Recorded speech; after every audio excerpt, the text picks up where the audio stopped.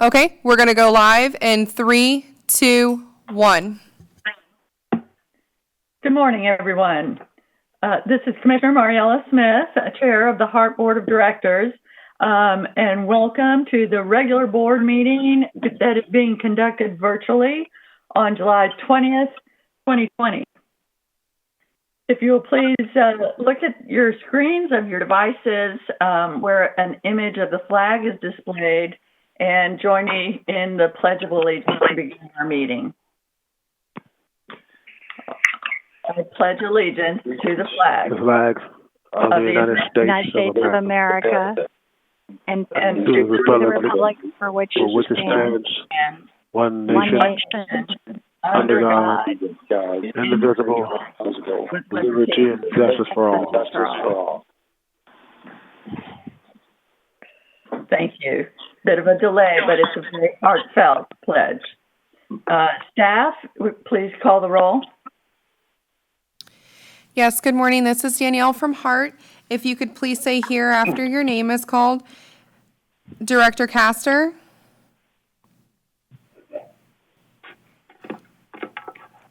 Here. Thank you. Director Harden. has joined the meeting. Thank you. Director Kemp. Here. Thank you. Director Knight. Present. Thank you. Director McLean. Director Mechanic. Here. Thank you. Director Miller. Here. Director Overman. Here. Director Schisler. Here. Chair Smith. Here. Director Vieira. Here. Director Williams. Has left the meeting. Director Williams.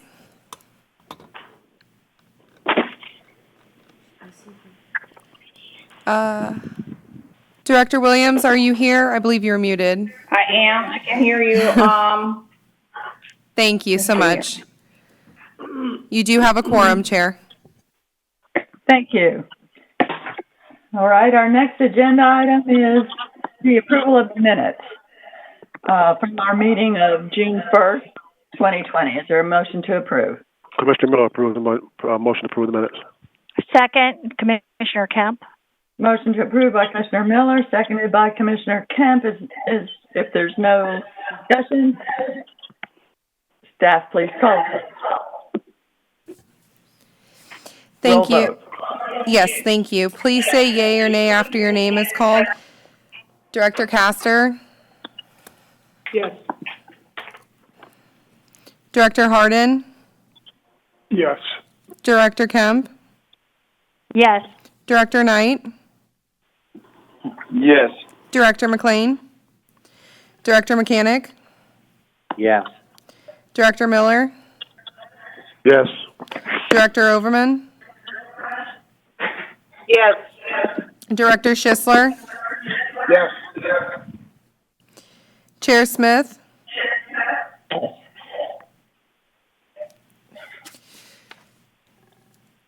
I'm sorry, Chair Smith, I did not hear you. Yes. Some feedback? Yes, we're looking into it. Chair Vieira, I'm sorry, Director Vieira.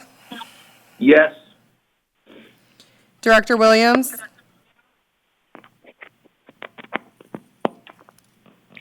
yes. Thank you. Director McLean. Yes. Thank you. And I just wanted to announce that he is on the phone. He has joined the meeting. Thank you, Chair. Great. That brings us to a public comment. And our General Counsel, David Smith, will read the rules for public comment. Yes, Madam Chair, I'd like to also first read the rules for meeting participation, which we inadvertently omitted, and then I'll pass to the rules for public comment. Great. So, first of all, thank all of you for your participation in this virtual meeting.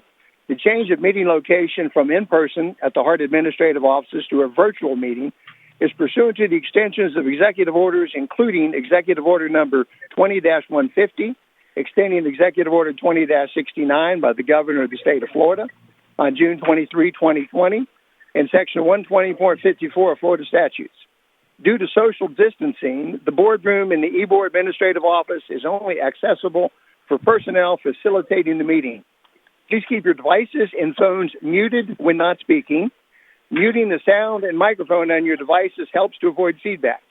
Please do not enable the video camera on your devices and discontinue all personal conversation for the duration of the meeting. Please follow along with a copy of the meeting agenda and materials sent via email. All presentations will be shared on the screen while presented. Roll call will be taken for attendance and voting by HART staff. Quorum and voting results will be announced. There will be an opportunity for members of the public who have pre-registered with HART staff to provide comments. General Counsel will read into the record the public comment participation rules. During the meeting, please wait until the chair asks for comments or questions from committee, board/board members for each agenda item as the meeting progresses through the agenda. When you want to provide a comment or ask a question, please signal that you want to speak by activating the hand button, presuming you have video connection, in the white circle next to the name on your screen. The hand will turn blue when activated. Staff will read the hands raised in order for the chair to acknowledge. Then the participant may unmute their device and speak. Please speak your name before you comment. Presenters, please note that all presentations will be controlled by HART staff. Ensure that you state your name, title, and company organization for the record. Please say next slide when needed, and staff will progress through the presentation. We're all familiar with the format now of the meeting. I will read the rules for public comment participation. The board welcomes public comments about any issue and concerns and has made provisions to allow for virtual public comment. Public comments offered virtually may be afforded equal consideration as if they were offered in person. Anyone wanting to provide public comment for any HART committee or board meeting should contact Danielle Arthur, Board Administrator, at Arthur, that's ARTHURD, at gohart.org, that's GOHART.org, or at 813-955-2426, that's 813-955-2426, with your name and phone number for pre-registration. Comments are due by 5 p.m. the day previous of the meeting. Staff will call on speakers by name in the order in which registrations were received. All callers will be muted upon calling and unmuted in the submission order after being recognized by name. Please state your full name and organization/address if desired. Up to 3 minutes are allowed for each speaker, and the speaker will be muted once time is up. Staff, please proceed. Thank you. And just to remind some of the board members, as chair, I do not see your hand button go on and off. Only the staff sees that, and then they will communicate that to me. Just to be clear about how that is working. So please be patient as we work through this together. All right. Is there anyone pre-registered who wishes to comment? Do we have This is Yolanda Jennings from HART. We have 2 speakers. First, we have Mr. Christopher Irvin. Christopher Irvin, go ahead. Yes, my name is Christopher Irvin, and I'm just a valued customer. I just have a few things that I wanted to address. First, before I get into the meat of what I want to talk about, there's a few operators that need to be recognized for just being so very helpful during all this, the pandemic and everything. Operator 4729, Operator 4809, Operator 4776, Operator 7268, Operator 4076, Operator 4373, Operator 3152, Operator 3827, Operator 1559, Operator 4070, Operator 4673, Operator 3693, Operator 4776, Operator 4807, and especially Operator 4665. These operators have went above and beyond the scope of their jobs, and they need to be acknowledged. Now, the reason why I'm calling is because I've been consistently riding a HART bus for 3 years.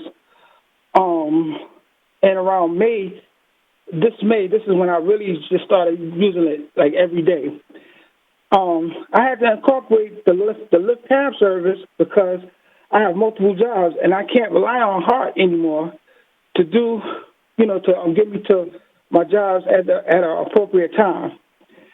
I would start my day 2 hours, sometimes 3 hours before my shift, so that I will only be a few minutes late because of the system. I don't have a vehicle, so this is my normal day. I would be on the one-stop application like it was a family member, and like some family members, the truth was never the truth. Living in Florida, which is a tropical state, it gets extremely hot and the sun beams down harshly, so you may have to stand away from the bus stop for shelter. The bus drivers know this, but they don't like the fact that you're not standing at the position where you're supposed to. I asked why. The buses are already running on a Sunday schedule, and then they aren't on time, and they're speeding. What can a consumer do? This Saturday, July 18th, 2020, at approximately 2:34 p.m., I arrived at the Anderson and Waters bus stop. I looked on my One Bus Away app, and it said 26 minutes away. I looked at it started to rain, and I guess it slowed everything down. But I checked my app every 5 to 10 minutes. When it got to 5 minutes, it started to rain. All of a sudden, the bus app showed 54 minutes. The very polite, professional bus driver explained to me that there were only 2 bus drivers on this route. The same thing happened yesterday, Sunday, July 19th, on the 34th line. I'm sorry, Mr. Irvin, that's your 3 minutes.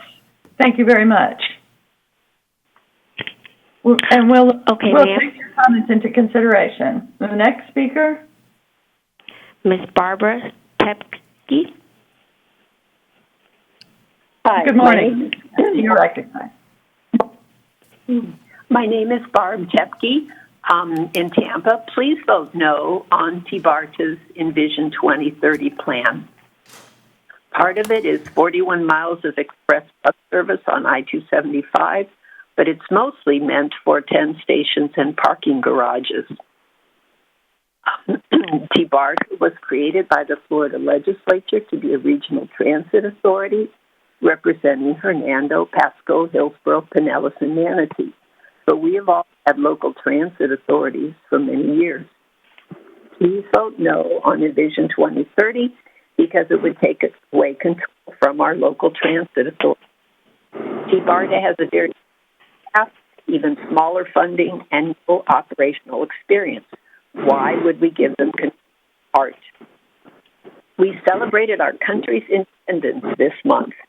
Please celebrate Hill's independence and vote no on TBARTA's Envision 2030. Thank you. Thank you very much. Has joined the meeting. All right. Ma'am, that concludes the public comments. Actually, Chair Smith, I do have a comment that somebody had emailed to me to read into the record, if that's okay. Perfect. Thank you. Yes, the comment, it was an email that was sent to me, and verbatim it states, "Good evening, Miss Arthur. Please accept and relay my disappointment about the many aspects of Envision 2030. I truly believe it perpetuates many poor behaviors in this country and weakens our nation for the benefit of a few. From planning stations with parking garages and not actual transit, naturally accommodating drivers with vehicles and failing to provide existing riders with the thorough transit they need more, to diluting our local transit agencies and making them vulnerable to corporate predators. Strengthen our government and most citizens instead. One nation with liberty after all. Are we not learning this lesson yet? Thank you for your time. Kathy Cavich Crosby." Thank you. All right. Is that the conclusion then of public comment? Yes, ma'am. Yes, it is. And at this time, that brings us to item number Thanks for 4. using WebEx. Visit our website at www.webex.com. Somebody is not muted? I apologize, Chair Smith. That was the public comment leaving our meeting. So they are now, Okay. that was what that was. I apologize. All right, thank you. So this brings us to the recognition of our outgoing board member, Kathleen Shanahan. And I believe we've got a photo to show. Kathleen Shanahan has served on the HART Board of Directors for 2 consecutive terms of 3 years each. She was first appointed by Tampa Mayor Bob Buckhorn in 2014 and reappointed again in 2017. As a prominent businesswoman with a long and distinguished background in politics and public service, Ms. Shanahan's expertise and knowledge were invaluable for the board as well as staff as she contributed to discussions and decision-making on major HART projects and initiatives throughout her nearly 6 years of service on the HART Board. During her tenure on the board, Ms. Shanahan held various positions on many HART Board committees and other boards. She served on the Finance, Governance, and Administration Committee, which is now the Finance and Audit Committee, and the Major Projects and Legislative Committee, the Legislative and Strategic Planning Committee, an ad hoc committee on selection of legal services, an ad hoc committee on rules of procedures, and she was appointed by the HART Board as our representative on the TBARTA Board of Directors. And so on behalf of the HART Board of Directors and the entire team, I would like to thank Ms. Shanahan for her service and wish her the best in all her future endeavors. You can see on your screen the HART Crystal Bus. We will be mailing to Ms. Shanahan as a token of recognition for her service on the board. And I believe Ms. Shanahan is with us today if she would like to say a few words at this time. Yes, good morning. Thank you, Chairman Smith. 6 years. I wish we had, I felt like we had moved a lot more forward than I had hoped we would have by now with both of real progress, measured progress in terms of transportation services, but understanding the dynamics of action and different parts of government having to check on different parts of the system. I really do hope that the funding stream gets clarified and gets going from a perspective of services to provide to our constituents here. And I would just like to thank every HART colleague, driver, mechanic, and rider for their patience and belief in this, the integrity of what this board tries to do. I'm a big believer in healthy debates, and I think debates matter. I think facts matter. And I really do hope that we continue to be a key part of a regional transportation system. I think that Thomas Dunn's really tragic death, was a real awakening for a lot of people about both the vulnerability and the service and the integrity of the drivers and the riders of the system that use the system to get to work, as the speaker we just heard from. So just never forget who the constituents are. Never forget that there's importance in bipartisanship in terms of getting funding from every source available and being open to healthy debate. I would leave that as my sort of challenge and message and appreciation for the fellow members of the board that I served with. So thank you for this honor and mention.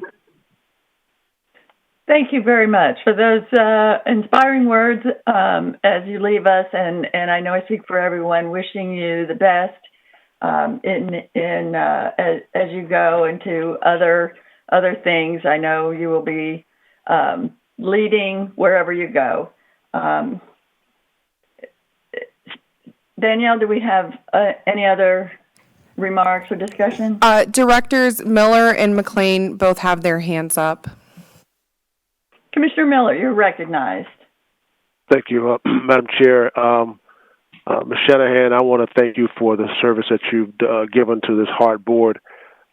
Since I've been here and as serving as chair, you've helped us get through some really, really tough times with this board and making changes when the funding was very low. And even though those changes were tough that we had to handle and had some really, really tough feedback from our loyal riders, you were there to help make the decisions to make everything possible for those persons that we serve. And then leading into the pandemic, you were there to help us put things in place and how to work without having a full-time CEO and having Carolyn House Stewart sit there as the acting CEO. And both you and her have done an outstanding job of trying to make sure this agency moves in the right direction in some very difficult times. So I wanted to personally thank you for what you've done with this board and working with this board, and specifically working with me when I was chair, and wish you the very best in your future endeavors. And if I can ever be of assistance to you, and I've known you for a long time before even this board, I came on this board, I'm here to do whatever I can to help you. So thank you very much. Thank you, sir. Commissioner Smith, Mayor Castor has her hand up. Thank you. Commissioner, Mr. McLean, you're recognized. Thank you, Chair. I just want to send out a very warm, heartfelt thank you to Kathleen. I've had the privilege of serving with her on this board since I joined, which was about 5.5 years ago. I do want to thank her for her healthy debate, as she described it, but more so for the experience and the education she provided me in the board process and on HART. I think her insights are spot on most of the stuff we talk about within HART. And I'll echo the same things that Commissioner Miller just mentioned. Very valuable player within this organization, and she'll be dearly missed. So, Kathleen, thank you, and thank you for the experience and the education. Thank you. Mayor Castor, you're recognized. And Marvin Knight. I also want to thank you, Kathleen, for your service on this board and the way that you approach every single issue, looking, from those that we exist to serve, the riders, the drivers, all the way up to the difficult decisions that this board has had to make on more than one occasion. Your service is not gone unnoticed and is clearly appreciated by all. I also want to give a personal thank you for all that you have done for me in my very short political career. But you are an incredible leader in every aspect. But as far as government is concerned, on the city level, the state level, and the national level, you have really left a very positive, indelible mark on so many issues, but more importantly, so many lives. So thank you so much, and I'll be in touch. Thank you. Thanks, Mayor. All right. Thank you very much. And that Marvin Knight. Director Knight, do you wish to say something? Yes, I don't have all the setup here at work, but again, I like to thank Director Shanahan, and I really enjoy being on the team with her, and appreciate her, professionalism and also her vision. I thank her again, and I wish her great success. And anything I can do, I would be more than glad to help. Thank you. Thank you, sir. And Councilman Vieira, you're recognized. Thank you, Madam Chair. I appreciate it. I just wanted to join in and just say thank you very much for your service. Obviously, we'll state the obvious, which is you're not paid for this. You're doing this because you want to give back to your community and give back to your city. And I always think that's commendable. And I also wanted to say, if I may, to second your remarks in terms of reaching out to people with whom maybe you disagree and having dialogue. And I'll be the first one to say that we need more of that these days. And I just wanted to affirm that statement in terms of bridge building and dialogue. Even if you still wind up disagreeing, I think you'll be a better person for it. But thank you for your service. We all sincerely thank you for that. Thank you, ma'am. Thank you, Madam Chair. Thank you, sir. Director Williams, you're recognized. Thank you. Director Shanahan, I want to say thank you and echo the sentiments of everyone else that has spoke before me, and I wish you the very best. Been definitely a role model for me, and I hope that I can continue the healthy dialogue that you started along the way. Thank you. Thank you. Well, that is a lot of accolades, but I believe that we have come to the end of that item, and wish you well, Director Shanahan. Our next item is agenda Has item joined the number meeting. 5. The appointment to, this is a board appointment to the Transportation Disadvantage Coordinating Committee. As noted in your packets, we need to fill our appointment to this committee because I was in that spot, but have now been appointed to chair that board from the MPO. And our General Counsel, David Smith, will moderate this appointment as it is a full board appointment. So, Mr. Smith, you are recognized. Thank you, Madam Chairwoman. As Chairperson indicated, this is in need to be done because she has been appointed in a separate capacity, and we need to have a representative of HART. This is a board appointment, not an appointment made by the chair. So with that background understood, let me explain also that Council Member Gil Schisler, who currently is appointed as the alternate to the TDCB board, has expressed interest in the member seat if the board approves his appointment. If Councilman Schisler is appointed as member of the TDCB, we'll also need to have someone appointed as an interim. This is going to be an awkward process because essentially I'm going to open the floor for nominations, and I'll need Danielle to indicate who has their hand up and then let that person make their nomination. So the floor is now open for nominations as the member for the TDCB.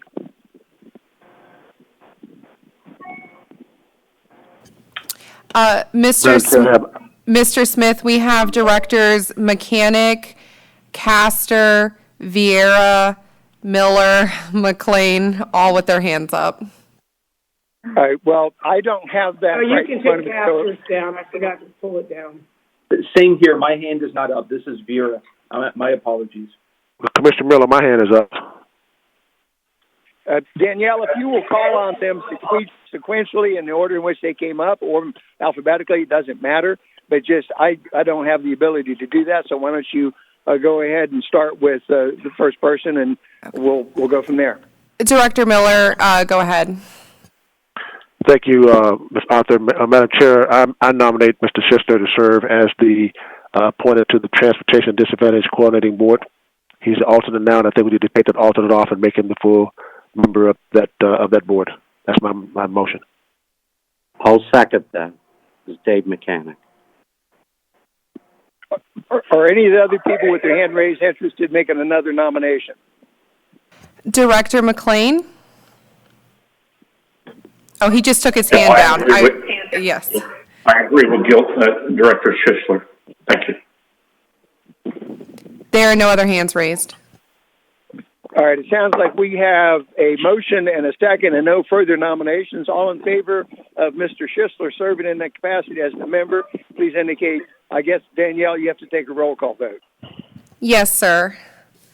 Please say yes or no after your name is called. Director Castor? Yes. Director Harden? Yes. Director Kemp? Yes. Director Knight? Yes. Director McLean? Yes.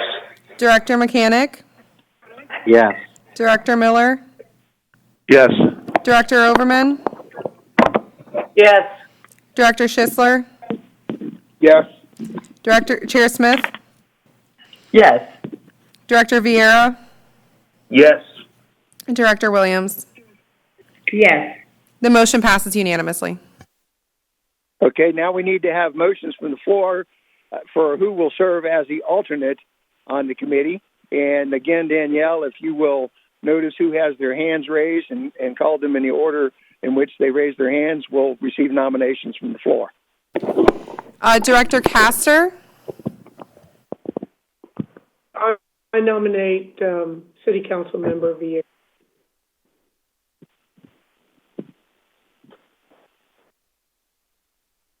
Director Overman? I'll second the nomination of Councilman Louis Vieira for the alternate position on the Disadvantage Board. There are no other hands raised? Okay, we'll close the floor for nominations. The only nominee is Councilman Vieira. All in favor of Mr. Vieira being the alternate, please, again, go through the roll call vote, Danielle. Thank you. Yes, thank you. Please say yes or no after your name is called. Director Castor? Yes. Director Harden? Director Harden? Yes. Director Kemp? Yes. Director Knight? Yes. Director McLean? Yes. Director Mechanic? Yes. Director Miller? Yes. Director Overman? Yes. Director Schisler? Yes. Chair Smith? Yes. Director Vieira? Yes. Director Williams? Yes. The motion passes unanimously. Thank you. All right. Thank you for stepping up to serve on this committee, Director Schisler and Vieira. I'll see you there. Next on the agenda is the item number 6. It's a discussion item for board discussion, and it's an update on procurement of the executive search firm that will be presented by John Edmondson, Director of Procurement and Contracts. Mr. Edmondson, good morning. You are recognized. Good morning, Commissioner. Thank you, everyone, for your time this morning. I'm going to give you a quick update on the progress and status of our procurement of an executive recruiting search firm. Next slide, please. We've conducted a request for quotes. This is basically an informal bidding process where we set forth a handful of eligibility requirements and criteria. We identify a specific group of vendors, so we source specific vendors that have expertise and availability in this particular area. Then we provide for them a scope of work detailing exactly what we want to have done, and then each responds with their price proposal for completing that work. Once we determine which of those vendors has submitted something that is responsive to the criteria for participation, and identify those that can move forward for consideration, we then review the prices and award to the lowest responsible bidder. The minimum requirements that we laid out, among others, are more than 5 years of experience in executive recruitment. That we wanted to make sure that we didn't get a new to the industry firm. We wanted to make sure that we had firms that had C-suite placement in public transit agencies, hopefully or particularly, but also other public or governmental entities. Executive recruitment is in the private sector is a different beast than it is in the public sector. We wanted to make sure that we sourced candidates or sourced firms rather that were familiar with placing candidates in public agencies. We required that vendors provide us no less than 6 references that we could contact and speak to previous clients of theirs to discuss how well they did, any obstacles that they encountered, et cetera, et cetera. We wanted a comprehensive pricing schedule. Executive recruitment for a CEO at this level requires something more than just filling out a job description template and publishing it on a website somewhere. This is something where there's a lot of work that goes into researching demographics and gathering up data on the community that this executive is going to serve in. The job description, definitely, but also just explaining the vision of the position, the vision of the organization, and then working directly with the leadership within the organization to build a really well-rounded, comprehensive candidate profile. All of that is task-intensive, and we wanted to make sure that our price included everything. And if COVID-19 restrictions begin to ease a little bit and we can begin to conduct more face-to-face meetings, we wanted to make sure that we included travel in this proposal as well. And then finally, we wanted a 2-year placement warranty. A placement warranty in executive recruiting, for those that may not be familiar, basically says that the firm who puts forth a candidate for consideration, if our agency hires that candidate agrees to serve no less than 2 years and be employed for no less than 2 years, and the firm basically warranties that candidate will stay employed for no less than 2 years. In the event that candidate leaves the position within that 2-year time frame, either by involuntary termination or by voluntary resignation, either with or without cause, any condition under which the candidate removes or leaves their position within that 2-year time period, the recruiting firm agrees then to conduct another candidate search. And then the costs associated with that candidate search during that warranty period are going to be solely restricted to direct costs, such as things such as the creation of literature or content that is distributed to help source candidates and things like that. We would not be charged a full price for a second recruitment. We issued the solicitation to the candidates that we sourced. There were 11 firms in total. We released that solicitation to them on June 14th and required that they submit their proposals to us along with the required materials by June 30th. Next slide, please. Some of the common deliverables among all all search firms that we solicited for, and just search firms in general, are we wanted them to explain to us in great detail what their approach and their work plan was. How were they going to engage board members? How were they going to engage senior staff? How are they going to engage candidates? What is their strategy for marketing in different markets? How are they going to attempt to lure away candidates who are currently employed but may be approachable for new opportunities? That kind of a thing. And I'm simplifying the language, obviously, but that's really what we wanted to know. We wanted to know how they were going to complete the task as comprehensively as possible. The candidate profile is arguably the most important component of the executive search, and so we wanted a very clear understanding of how they were going to build that candidate profile. Was it a cookie-cutter profile, and they were just going to drop in a few keywords that were specific to HART, or were they going to get down to the grassroots level with our board members and really, truly understand exactly what each individual board member was looking for and then build a nice consensus profile from that? We wanted to know that. We wanted to know where they're going to find their candidates. What markets do they advertise in? What networks are they a part of? How do they identify candidates who may be open for opportunities, but do so in such a manner as not to jeopardize that candidate's current employment? How do they do those types of things? How do they screen candidates when they finally get in responses to advertisements and notifications and their attempts to bring people in? What do they do to verify and vet? What do they do to make sure that those candidates are an appropriate match for our organization?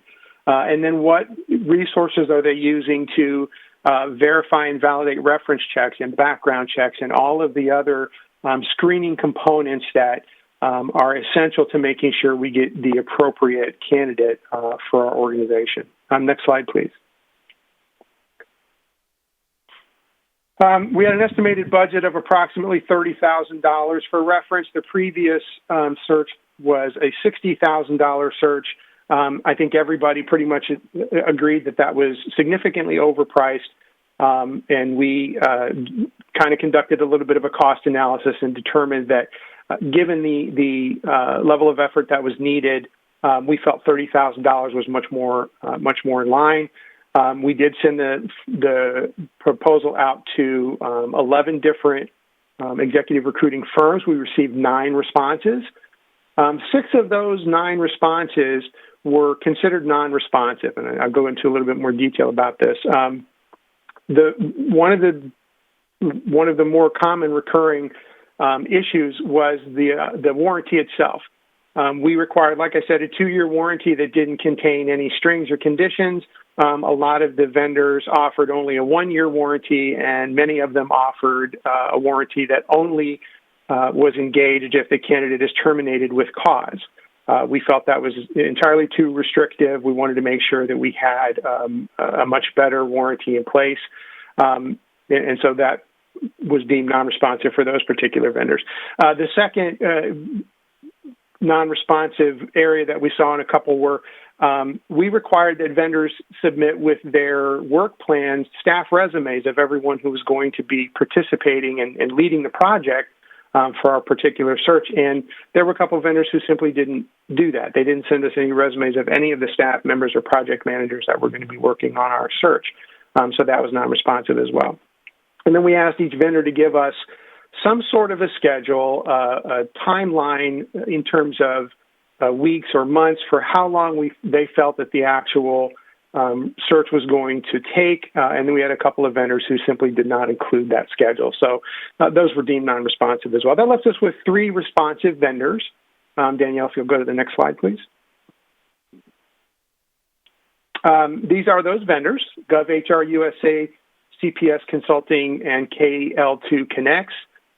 This is the price that each offered, and the successful vendor based on this criteria is GovHR, that came in with a total estimated quote of $25,000. Now, I say that's estimated because they itemized their travel expenses, but also intimated and recognized that there are a lot of travel restrictions in and around Florida, and there are a lot of restrictions with face-to-face meetings happening right now at HART, and they didn't want to include travel in that overall price proposal to us if we were not going to engage them to actually meet with us face-to-face and require that they be on site. So that's why it's itemized that way, and that's why I say it's an estimated cost. Obviously, if we do ask them to come and attend face-to-face meetings for whatever reason, that will fluctuate a little bit in the downward trajectory, but it won't exceed $25,000 in total. Next slide, please. Just a little bit about the firm. GovHR USA, it is an exclusive public sector consulting and executive recruitment firm. They do customized executive recruitment. This was a big issue for the procurement team and for the organization as a whole. We didn't want someone who used the exact same executive recruiting announcement or executive recruiting literature. We wanted to make sure that it was tailored to the needs of HART and tailored to the needs of the Tampa community and the Bay Area region as a whole. That was very important for us, and we made sure that GovHR USA understood that all the vendors understood that. And GovHR USA did a great job of explaining their tailored approach and how they're going to create content for distribution, how they're going to lure in folks with high points from the organization and from the area. They've conducted more than 700 recruitments in 38 states since their formation in 2009. They've placed CEOs, county administrators, and city managers in places like the Chicago Metropolitan Agency for Planning, Norwalk up in Connecticut. They currently have a handful of active recruitments going on in Pinellas County, Assistant County Administrator, Human Resources Director, and they recently placed a Deputy County Administrator over there in Pinellas. They've also recruited for the city manager in Virginia Beach most recently. So again, they come with a lot of great C-suite executive placement, leadership placement at public agencies, county governmental entities, et cetera, et cetera. So very, very qualified firm. They also bring their project management team, the senior leadership team brings over 100 years of public sector management experience. We also felt that this was an important criteria for a search firm. A lot of executive search firms are by and large made up of professional human resources specialists, yes, but also retired senior executives in both public and private sector. We felt that bringing to the search a series of staff members from GovHR who were previous public sector senior leaders, chief executives, and C-suite level executives was a tremendous value add for our organization because they not only understand the dynamics of boards of directors and how those positions function and communicate and deal with the chief executive, but they understand the the stresses and the characteristics of a successful chief executive in that public sector. So we felt that that was incredibly valuable to our organization. We're very, very pleased with them. Next slide, please. So the next steps are, we've gone ahead and issued the notice of intent to award on July 8th and the notice to proceed, on July 13th. We have gone through the process of setting up this firm as a vendor with HART. We've issued a contract and a purchase order to them and have pretty much set them off to conquer the project. We've conducted a contract handoff with Human Resources, done electronic introductions with the HR staff here at HART, as well as the project management staff for the vendor. And those folks are now in the process, as we speak, of logisticizing what the schedule needs to be and how the communications with board members will begin so that GovHR can begin to build that candidate profile. Tentatively speaking, all of the things that you'll see here in this schedule, number one, it's a recommended schedule, so GovHR recognizes that it will need to fluctuate a little bit from a dates perspective, given the busy schedule of board members, but also with the amount of time that needs to take place at each phase that they've broken down, that time period can be expedited or can be elongated based on how well the conversations are going or how far along they are able to meet with board members. And so it may take a little bit longer. It may not take quite as long as they see here. But a quick and dirty schedule would be the first phase would take approximately 2 weeks, and this is where they meet with board members to build that candidate profile, set the expectations, and really build an understanding of what board members are looking for in the next chief executive. Phase 2 would be the actual open recruitment. Individual candidates will be contacted that they're aware of and that they have immediate access to, and then they'll begin to source those candidates. Phase 3 will take approximately 2 weeks, and this is where GovHR will perform the due diligence on all of the responsive prospective candidates. They'll go through the initial screening, they'll go through the initial interview and the background verifications, and then they'll build their short list of candidates. Next slide, please. Phase 4 is also approximately 2 weeks, and this is where they're going to build a recruitment report that they'll provide to the HART Board that explains everything that they had worked on up to that point, all of their successes and obstacles with the recruitment process. They will lay out a step-by-step summary of all of those activities to help the board understand how they, GovHR, arrived at the short list of candidates that they put forth for our review. That report will also include those candidates that the GovHR is putting for the board for their consideration. And then the board will select the candidates that they wish to interview at that point in time. And then finally, phase 6, the HART board will interview those candidates. And phase 6, obviously, is the one with the most dynamic challenges. How long that takes will depend on how many candidates the board chooses to interview, how long those interviews go, and whether or not the board requires follow-up interviews of one or more candidates on top of that. Next slide, please. Are there any questions or comments at this point in time? I was not expecting that the last slide.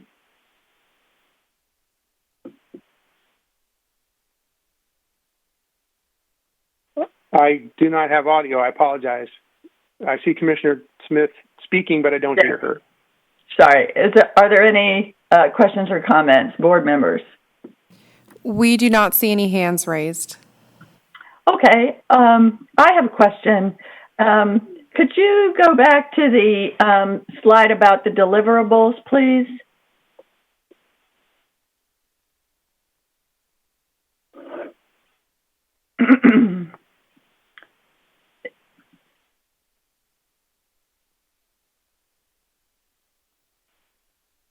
Great. So, as you went through this, Mr. Edmondson, I was paying attention to the things that were important and that you were looking for in a candidate, and it sounded like a lot of important things. I would just want to understand a little bit more about the difference between this is an RFQ process as opposed to an RFP process. And so among those firms that tick all the boxes, offer a 2-year warranty, have 5 years experience, et cetera, an RFQ says we then choose the cheapest one. So I want to just ask you to, so I can understand how much leeway was there for you to consider things like which firms had more experience or better successes, maybe specifically in transit agency placements versus other executive placements, and was there any other considerations as you weighed these? How did you, get to the place where finally they've ticked all the boxes? How much judgment is there room for in this? In a process like this, Commissioner Smith, there's very little room for subjective judgment. We set forth a series of requirements that each responding firm had to meet. Now, I didn't give the full list of requirements because most of them are process-based. For example, when we look at these deliverables, the process-based requirement, and it is a pass-fail requirement, is that the firm had to deliver to us an approach and a work plan for how they conduct an executive recruitment from beginning to end. If the firm submitted that and the work plan and approach covered the full spectrum of activities, then it passed. There was no judgment, there was no scoring or evaluation as to the quality of that product. It was just, did they submit a work plan and an approach, yes or no? Same thing with building a candidate profile. They simply had to describe how they built the candidate profile. It was not, this one described it better, so they got more points. It was they did or they didn't. That was it. And then as far as transit experience or transit-specific experience, there was no weighting, because, again, there was no scoring into whether or not the firm had specific transit experience, contemporaneous transit experiences, and they are currently placing transit executives, or recent transit experience.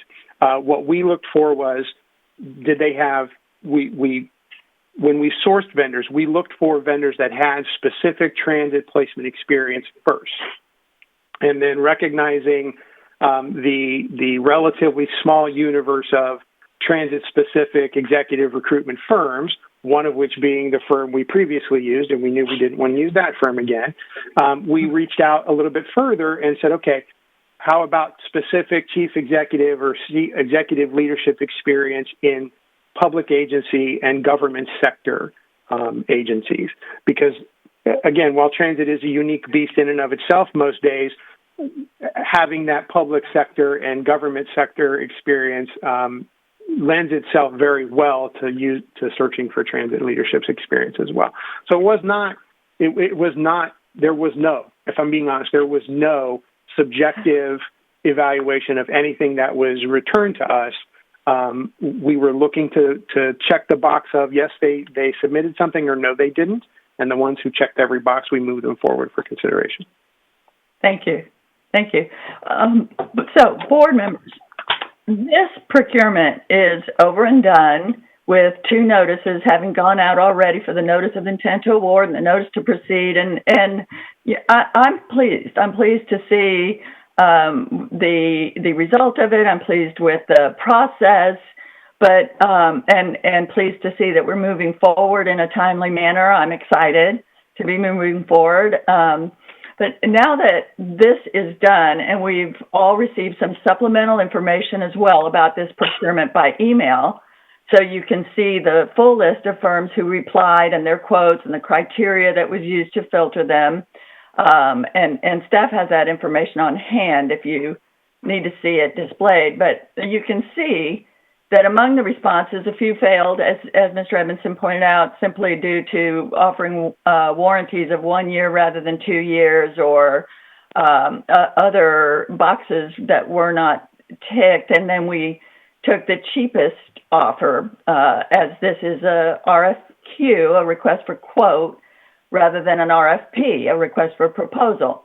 So while this procurement is closed and the staff has now chosen the search firm for us, we can, if it's the pleasure of the board, discuss and consider changing the process for the future now that we've had the experience of seeing how it works. And frankly, it was an eye-opening experience for me because the county commission does this quite differently. We do it with a RFP, which has more of the a little bit more opportunity for fine-tuning the proposals and the choices among the board members.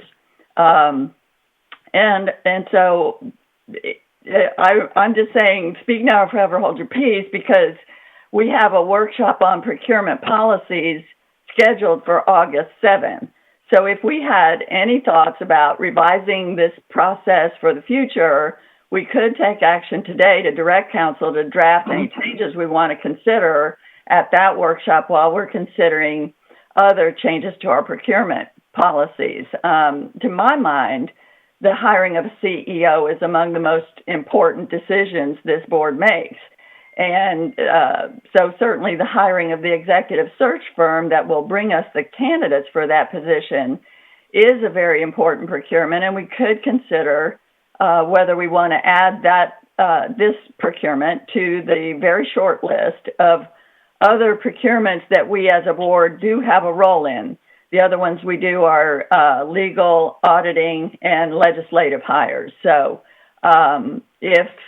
if there's any board discussion or along those lines, this would be the time. And I see that Commissioner Miller has his hand up. Commissioner Miller, you're recognized. Thank you, Madam Chair. Let me ask a question of probably Mr. Smith. Mr. Smith, did this board vote at its last meeting to request RFQ instead of RFP? You're asking if they voted at the last meeting to require. I do not require or at any time did this board vote that we would request an RFQ rather than an RFP? No, not to my knowledge. So what was the rationale for having an RFQ instead of an RFP? I think that was a decision by procurement. Go ahead. John can answer that. Commissioner Miller's John Edmondson, Director of Procurement. The rationale is executive recruiting for the most part, the execution of an executive recruitment is not very, it doesn't change and doesn't vary much from one executive recruiting firm to the other. For the most part, we're looking for some of those key elements that we called out in the list of requirements and criteria here. We look really specifically at what type of marketing content do they create when they're doing executive recruitment? How do they engage the senior leadership and governing boards of the agencies that they perform the recruitment for? That really is about the only variable. The rest of the recruiting process, sourcing candidates, interviewing candidates, screenings, background checks, all of that stuff, that is relatively the same process from one agency to the next. So there's such little variance that it makes a subjective review much more difficult. And so this would have been the approach we took and would have taken under any circumstances, asking for any executive recruitment unless otherwise requested. Okay. Could you go to the slide where the firm that you recommended had some information about them? Yes. So you feel as a expert or a seasoned procurement director that GovHR USA would meet all the requirements we need to meet to bring forth, specifically in a pandemic time, adequate recruited persons to fill the position of CEO of HART, knowing that probably as this pandemic will probably extend, that we are probably going to get the best we can get under these circumstances, that GovHR USA meets all the criteria that we would need. Am I correct? Commissioner, I have absolute faith that GovHR USA will put forth extremely qualified candidates, again, with the same understanding and the same asterisk of consideration that just the environment as a whole throughout the nation, especially in transit as it relates to the COVID-19 issue, that is going to severely dilute the pool of candidates that are interested in an opportunity like this. So there are challenges that any firm is going to face. I feel GovUSA, in my professional opinion, is equally and eminently qualified to fulfill this requirement. Okay. With that being said, thank you, sir. I move that this board confirm and accept the recommendation from staff that we hire HRUSA to conduct the recruitment process for hiring the CEO of HART. That's my motion. Commissioner Miller, I don't think we need to move that because it's already been done. When was it done? That's correct. Actually, Commissioner Miller, this is an informational item and not an action item. So when are we going to hire? When are we going to have an action item to hire a firm? The recruitment didn't require board approval to enter into contract. The contract has already been executed, and the firm has already begun working with human resources and administrative staff to engage the board. Okay, fine. Right. As long as we adhere to the staff's recommendation.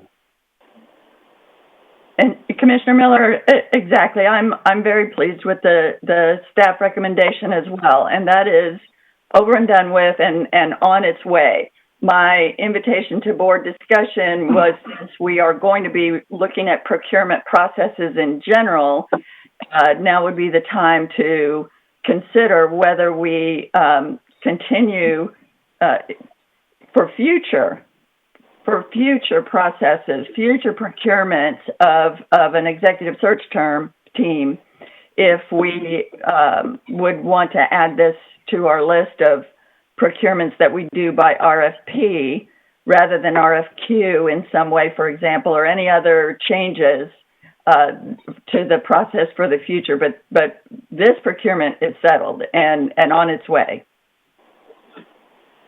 Thank you. Director McLean. Madam Chair. I hear you, Director Knight. Director McLean is next in the queue. Thank you, Madam Chair. I just want to ask John a question, if I may, and then make a comment. John, what process did we use when we hired our last CEO? The last search firm was actually put under contract based on a piggyback agreement with Pinellas Suncoast Transit Authority. PSTA conducted the solicitation for an executive recruiting firm to fill multiple senior executive leadership positions, which included the CEO. Once that contract was lettered and executed, HART executed a piggyback agreement for that as well. Okay. Was that an RFQ, John, or an RFP? Do you know that Pinellas let out? That was an RFP. Again, slightly different circumstances, slightly different organization. In that particular solicitation, they were not looking to fill a singular position for a single moment in time. They were spanning several years to fill multiple leadership positions within their organization, which included the chief executive officer, a few C-suite level positions, and then senior directors and senior managers. So it was a much more comprehensive level of work than a single executive search. Okay. All right. Yeah, I just wanted clarification on that. And so we have some kind of leveling there, if you will, RFP, RFQ. Madam Chair, I'm more in favor of the RFQ for this, and I'll just go on board with that. I think it does, as John mentioned, removes some of that subjectivity early on in the game, allows us to look at a contractor from a pure sense and what they can deliver and not deliver. But again, for this RFQ, and I like the thought of your opening this up for that discussion. For me, it would be an RFQ. To me, it's a little cleaner, and we allow our, if you will, procurement folks to go ahead and work this right early and fast for us. So thank you very much. Thank you. Commissioner Kemp is next. You're recognized, Commissioner Kemp. Thank you. I'd just like to say that the process, when we were hiring Ben Limmer, there was discussion at the board about what firm to take. And we took Krautheimer based on the fact that they had used Kraudheimer in the region for other, and I was on the board of TBARTA when Kraudheimer was chosen there. Actually, Kraudheimer was not my first choice there, but TBARTA went through a process where the board decided the recruiting agency. The Board of County Commissioners did the same for their executive director for the county. We did the same at HART in the past for Ben Limmer. And I think to say that this wouldn't be a board function when one of the most, or if not the most important decision we ever make as a board is who we hire as the executive director. And I think by, recognizing that, that also we should be deciding on the firm that does that with a presentation of, the available firms. And that should be our decision as a board, our leadership, our vision for where we want to move forward. So I think I will make a motion that in the future that we do make this and go back to what it has been and is on so many other boards, that the board decides who the search firm is for the most important or one of the most important functions that the board will ever do. I'd like to make that motion. We have a motion. Is there a second? A motion to have board engagement in the procurement of executive search firms. I'd like to be clear that this doesn't apply to the past, as you said, but this is the future. Is there a second? Is there a second? Hearing none. Commissioner Knight, you're recognized. Motion fails for lack of a second. That motion. I'm sorry, that's Director Harden seconds the motion. Yes. All right. So we have a motion to, and to be clear, this would be to be directing our general counsel to draft some policy changes that would allow board involvement in the executive search process in the future to be brought back to us at our workshop, as I was mentioning at the beginning. So, I have some... Madam Chair? Yes. Yeah, I just had my hands up, reference that motion for discussion. I will vote against that. I think what John and his procurement team have done here has been an excellent job in lining this up for us. And I do believe that they have this well in hand. Bringing companies to the board to review without their knowledge, I shouldn't say without their knowledge, but without any deep knowledge, I think we take that process has joined the meeting. So I'm not in agreement with that. I think we ought to let our procurement shop do its job. And then bring that to us, what they found, and we go forward. But just thought I'd throw that out. Okay, thank you. And I have two other board members who have got in line to speak. Is this to the motion, Director Knight, or shall I come back to you after the motion? Director Knight? Well, what I wanted was some information on the criteria. The information that was discussed earlier pertaining to this. And also, I feel that the board should be more, seem like we're getting diluted more and more in doing things. Yes, we appreciate the job that they're doing, but we should be in the loop and not just make decisions after the fact. Thank you. Thank you. Councilman Schisler, you're recognized to the motion. Yes, thank you. I sometimes these things are put in place to save us from ourselves, and we have a lot to do to make the right decision on the right candidate. I hate to see ourselves get turned around and picking who's going to give us the opportunities. I do have one quick question. Is the requirement or the RFP mandated for select contracts and optional for others? That might be a Mr. Smith question, or Procurement's question. Do we have to specifically identify those contracts which require RFP, or is that someone else's discretion? I think John's best to answer that. Yeah, if I may, this is John Edmondson. John Edmondson, Director of Procurement. So it's a two-part answer, Commissioner. The first is that within just the ordinary procurement function, set aside everything else, we are required to do what's called full and open competition above a certain dollar threshold. That's $250,000 for every project, irrespective of the type of project. We have to do that full and open RFP style solicitation, setting aside construction.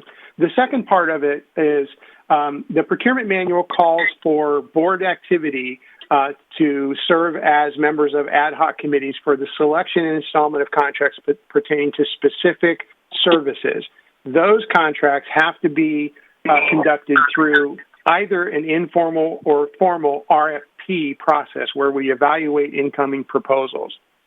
Formal being open to the public, anybody can propose. Informal being we source specific vendors to give the solicitation to. So the three services that Commissioner Smith laid out earlier, legal, legislative, and audit, all of those require that request for proposal. In every other instance, in every other procurement instance that is not above that $250,000 threshold and not contained within that board ad hoc committee portion of the procurement manual, the decision on which solicitation methodology to use is left up to the procurement department. And we examine a lot of different things to determine which methodology makes the most sense and has the best chance of adding the best value to the organization. Okay. I kind of am leaning towards the RFQ process in this particular case, and see how it goes. Thank you. Thank you. Next, I have Commissioner Overman. You're recognized. Thank you. And this is actually, it is to the motion, but did I understand, Chair Smith, you mentioned that we will be having a procurement workshop in August? Yes, ma'am. And would that be setting the stage for this discussion then, rather than approving a process that we haven't fully vetted now? Commissioner Overman, as I was saying that, I was noting that if we wanted to consider something like this on August 7th in our workshop, now would be a good time to direct staff to bring us back some draft material for that workshop. We could that's where that goes. Okay, great, thank you, because that's what I would hope we would do, but that's not what this motion is doing. So I'll listen to the rest of the discussion, but it is. Without fully discussing it, I think, and working through all of the details, I think it's a little premature on this motion. That's all. I'll leave it at that. All right. Is there any other? Yes. Yes. Is that Commissioner Kemp? Yes, it is. You want to clarify the motion? Yes, I do want to clarify the motion and just say that that is exactly what I was doing. That was the mention that the chair made, is that if we wanted to have this taken up at the workshop and be considered, that this would be the time to let that be known. So that is what I'm doing. Excuse me, I'm not moving this forward as a total done deal. I just think it should be most definitely part of the discussion, and certainly as important as the attorney lobbying and audit firms that we hire. This is very much based on, it might very much determine in some ways who we have as a pool for our executive search. So I think it's very important that we, this is one of the procurements that we should be taking an active role in. And I just want to have it be out there as a possibility to talk about further and Jill consider has as we left the move forward. meeting. All right, thank you. So the motion is to, Commissioner Kemp, to bring this forward to our workshop, this idea forward to our workshop for further discussion. Yes. I see, is there any other board discussion? Any other discussion? Let's take a roll call vote on the motion. Oh, excuse me. Wait. Before the vote, I have one last note that Mayor Castor had her hand raised. Sorry, I don't see the hands raised, so there's a bit of a delay between staff communication with me.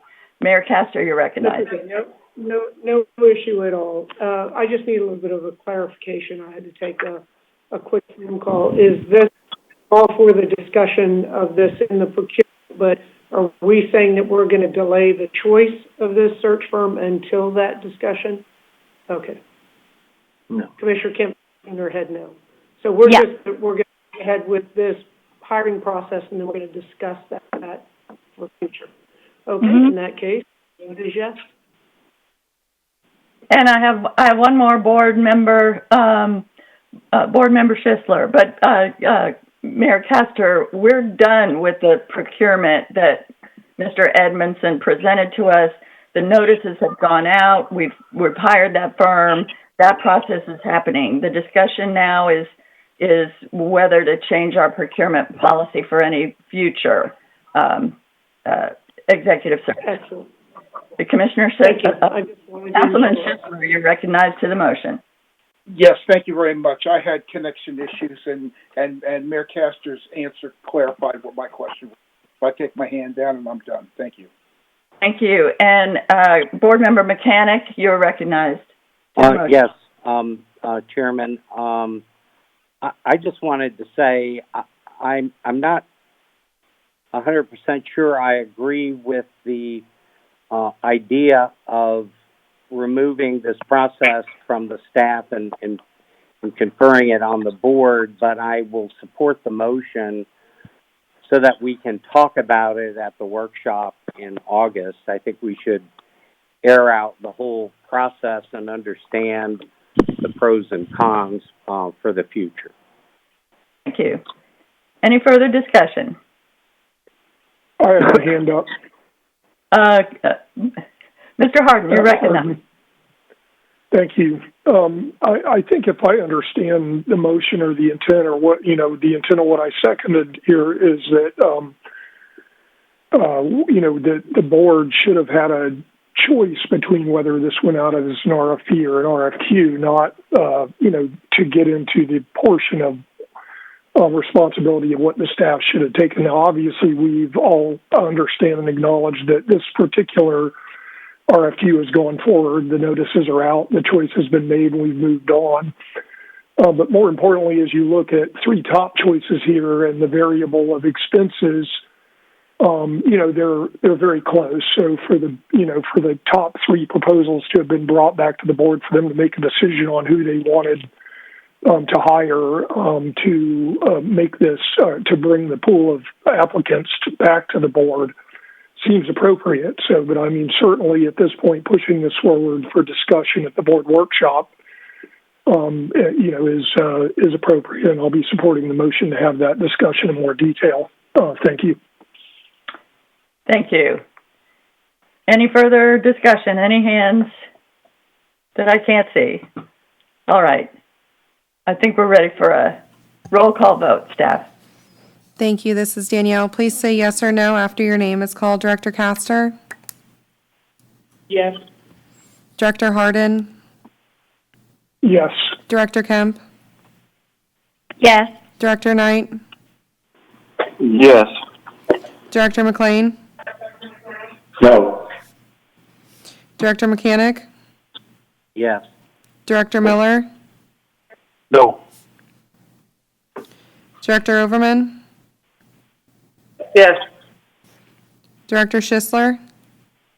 Yes. Chair Smith? Yes. Director Vieira? Yes. Director Williams? Yes. Yes. Thank you. The motion passes 10-2. Do you want to know who voted nay? I think we've got it. Okay, thank you. All right. So that was the motion for future discussion. Is there any other comment on the presentation? Questions or comments on the presentation?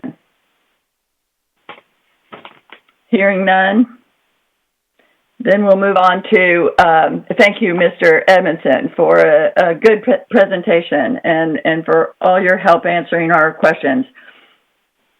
We'll move on to the next of the presentation sections. And in Section 7, we're going to have 3 presentations, and a couple of these have associated action items, so we'll be going back and forth between those. The first up, 7A, is the fiscal year 2021 proposed ad valorem tax millage rate, and Ms. Cindy Stiglitz, Interim Chief Financial Officer. Good morning, Ms. Stiglitz. You are recognized. She will give the presentation. Good morning, Madam Chair and Directors. For the record, Cindy Stiglitz, Interim CFO for HART, and before you today is a presentation and an action item will follow on the FY21 proposed ad valorem tax millage rate. Next slide, please.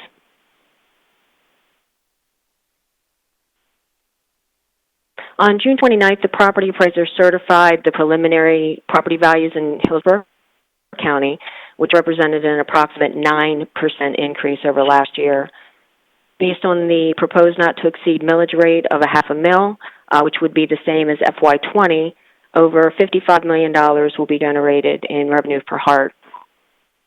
Statutorily, we can only budget 95% of that, so our FY21 ad valorem budget will be $52,659,860, or approximately $4.3 million more than FY20.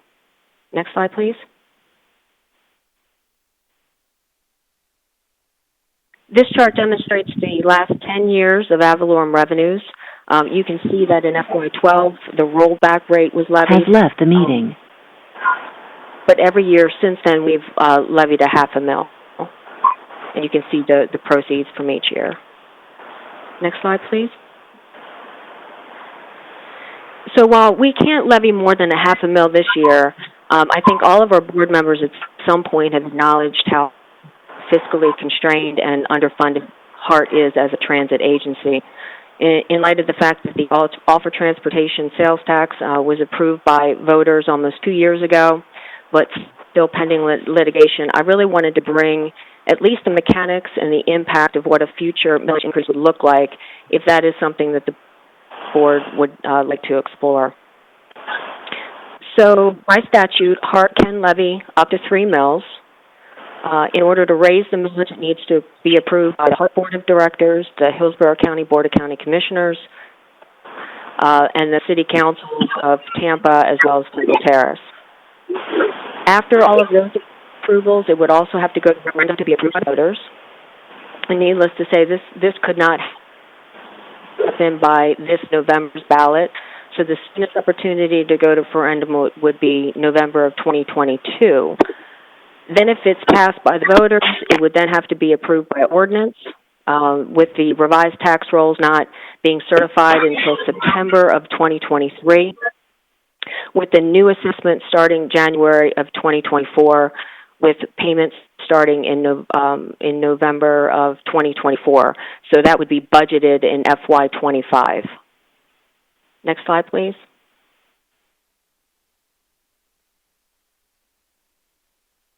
Okay, so unfortunately this presentation was updated, but it doesn't look like we have the most updated presentation in front of you. I actually had projected out to 2025, which would have been the year of collection for, again, if it would to go to referendum in 2022. But using this chart as a frame of reference, if we were to levy just another tenth of a mil, looking out at 2024, using that as your frame of reference, you could see that at 1/10 of a mil, HART would get almost another $13 million a year versus what we would get at 0.5 of a mil. So it is a significant amount even at 1/10 of a mil. Next slide, please.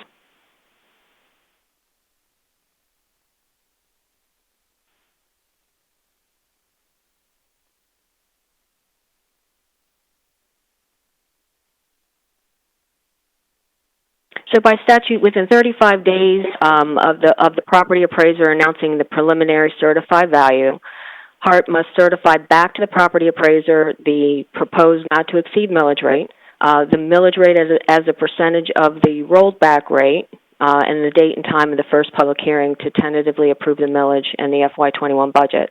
And it's outlined here on the slide. And next slide, please.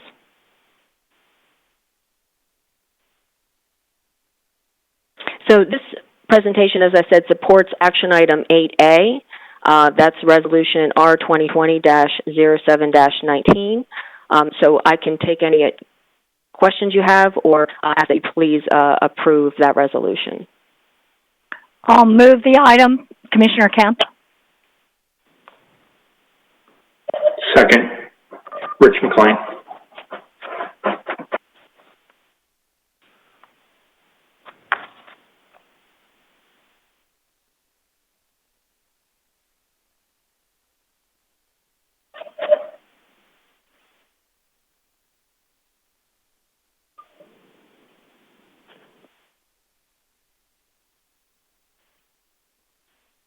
Chair Smith, we can't hear you. Thank you. Sorry. So we have a motion to approve the resolution by Commissioner Kemp, seconded by Director McLean, and I'm asking for board discussion, and I believe I have Director Mechanic's hand up. Director Mechanic, you're recognized. No, I think I accidentally left it up. I have nothing to say here. Okay. All right. Is there any other board discussion about the motion to approve the resolution? Commissioner Overman? I'm sorry. Who is that? Councilmember Schisler and Commissioner Overman. Okay. Councilman Schisler, you're recognized. No, I'm sorry. I left it up. I apologize. I'm done. Commissioner Overman, you're recognized.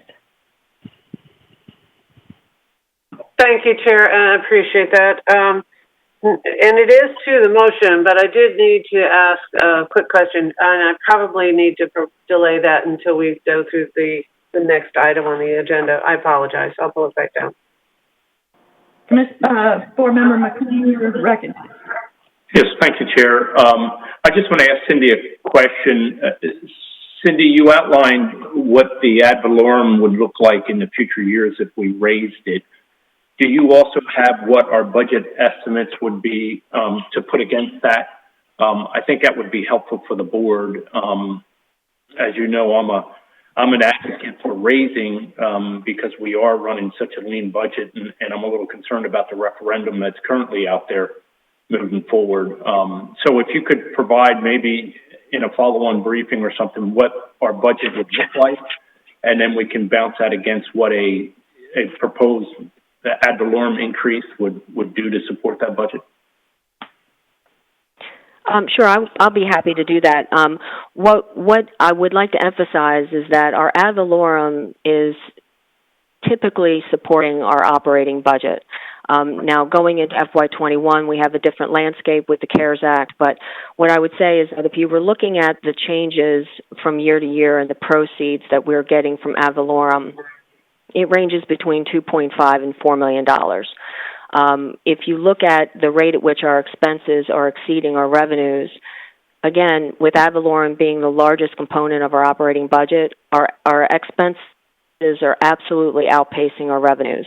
And certainly, if ad valorem is our largest funding source, and it's only increasing at about $4 million per year, our expenses are anywhere between $5 and $8 million additional. So you can see it's just, the ad valorem is just not keeping pace.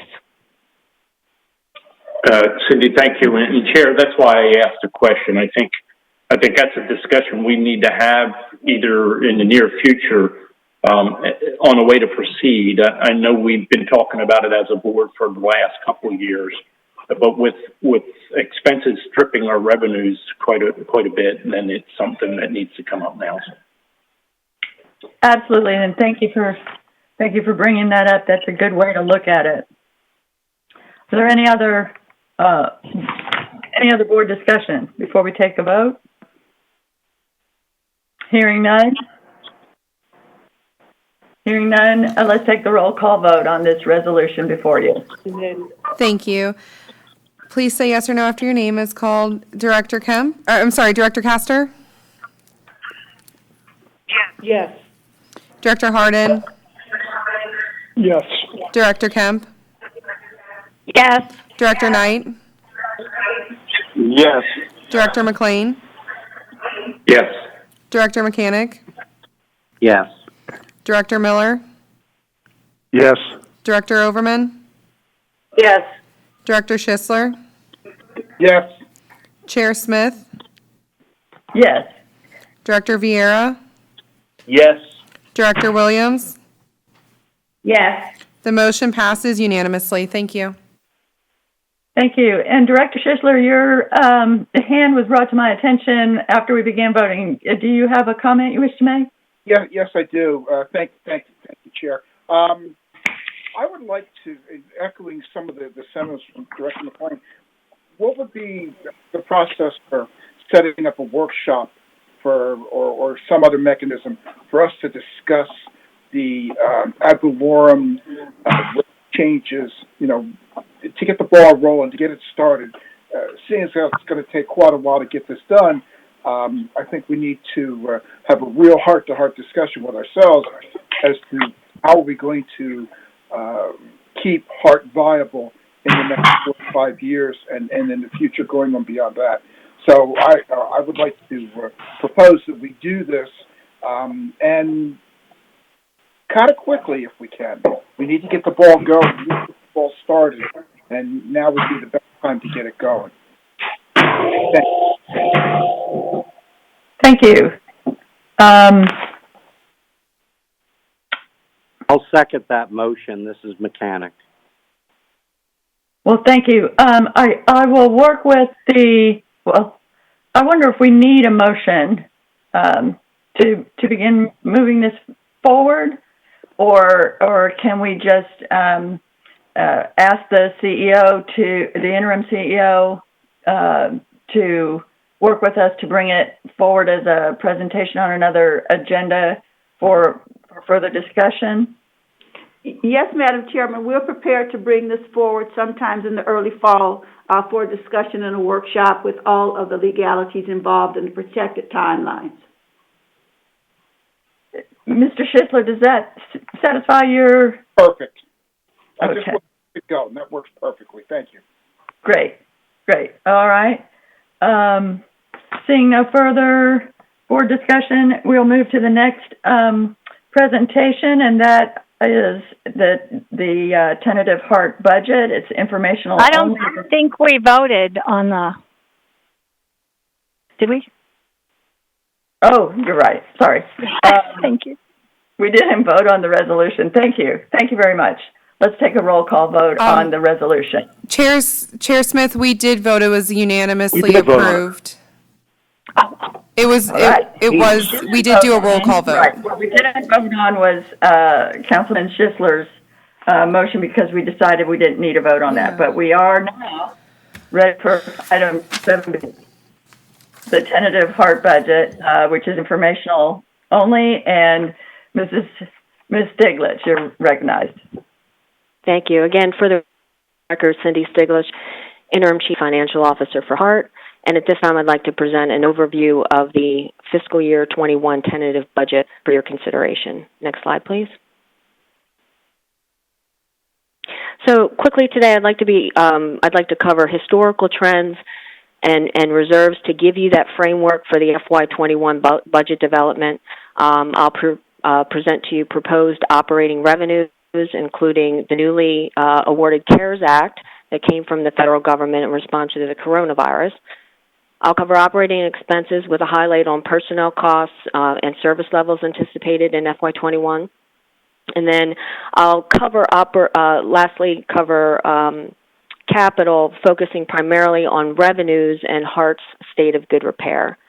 Next slide, please.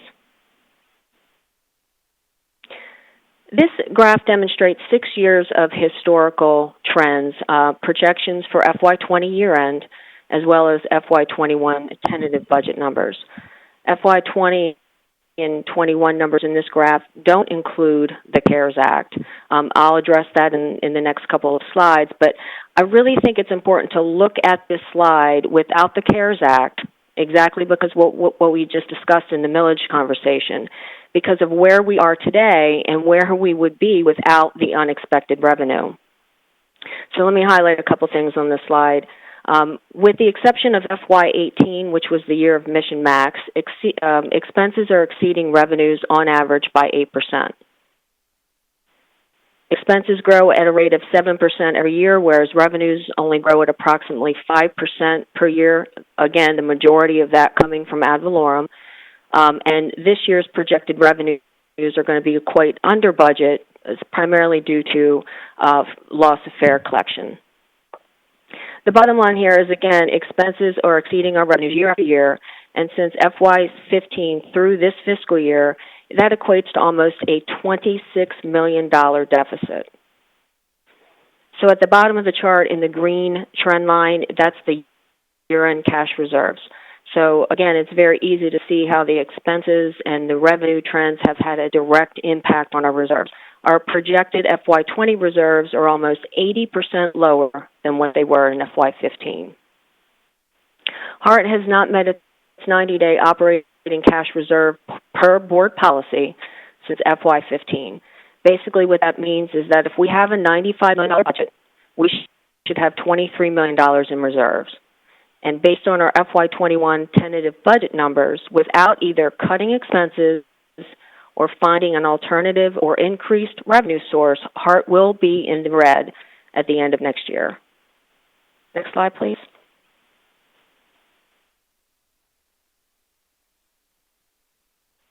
So now I'd like to talk about some of the key revenue drivers for FY21. One of the largest factors is the uncertainty of the offer transportation sales tax that was approved November of 18. So the litigation is still pending. The sales tax is not contemplated in this budget at all. And just to give you a frame of reference, to date, HART has received over $150 million in sales tax, which is sitting in a restricted account.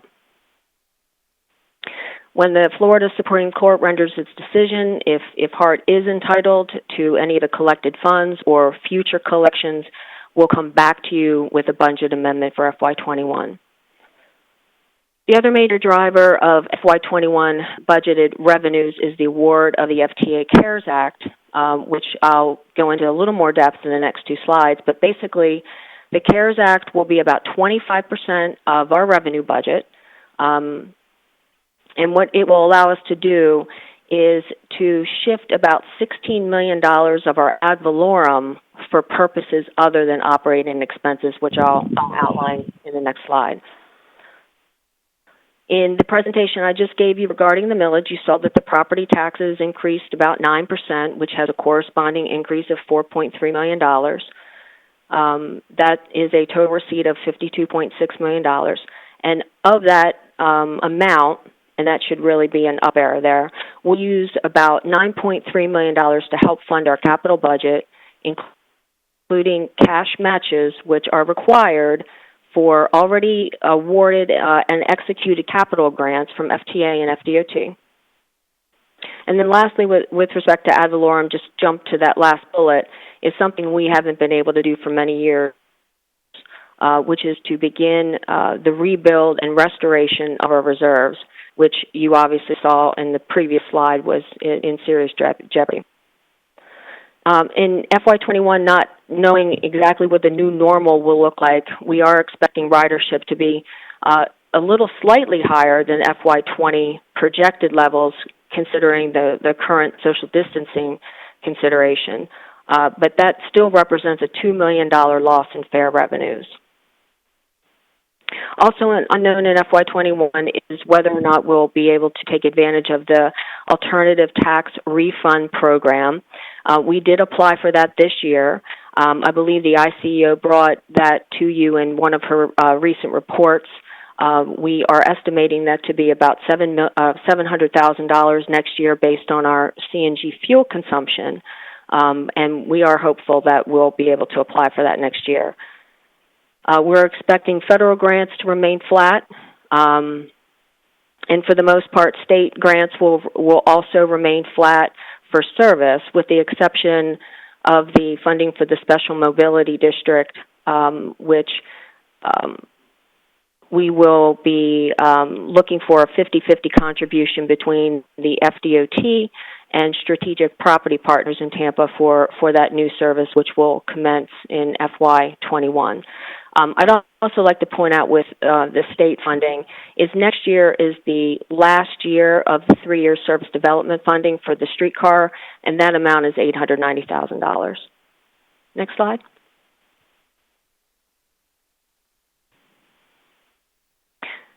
So on March 27th of this year, in response to the coronavirus, the CARES Act was signed into law, provided $25 billion to support transit agencies.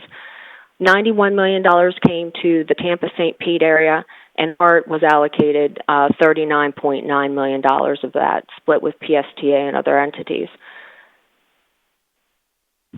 The award offer, it follows the same rules and regulations that pertain to our regular 5307 formula funding, like it being a reimbursement grant, not an advance grant.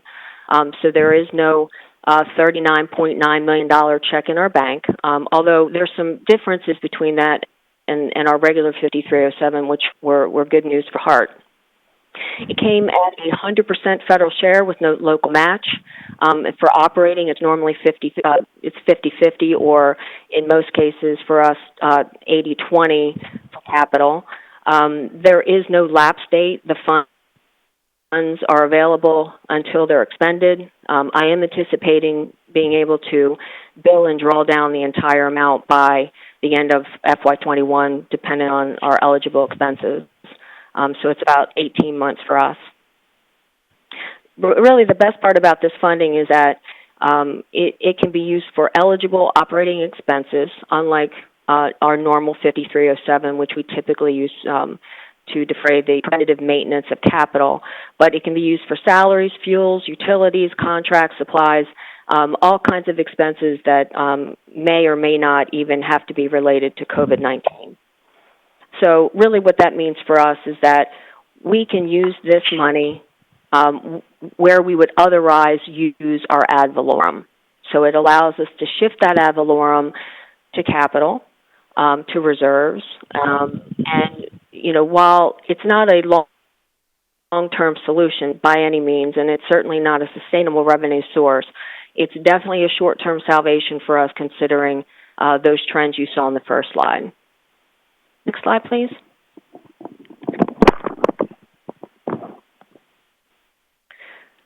So I've just illustrated here how we anticipate using the CARES Act funding between now and the FY21. As I mentioned before, we have an operating deficit at the end of this fiscal year, which would have created a dangerously low level of reserves at the end of FY20. So using $15.5 million of the CARES Act allows us not only to mitigate that deficit, but also begin to rebuild our reserves going into FY21. In FY21, we'll budget the balance of the CARES Act at approximately $24.4 million. And again, that will allow us to balance the budget by using $8 million to fund the deficit, transfer $9.3 million to capital, and build the reserves by almost $7 million. This strategy will allow us to have estimates at this point of a little over $22 million by the end of 21, which again is extremely important considering the uncertainty of the sales tax and whether or not there's any appetite for looking at a millage increase. Next slide, please.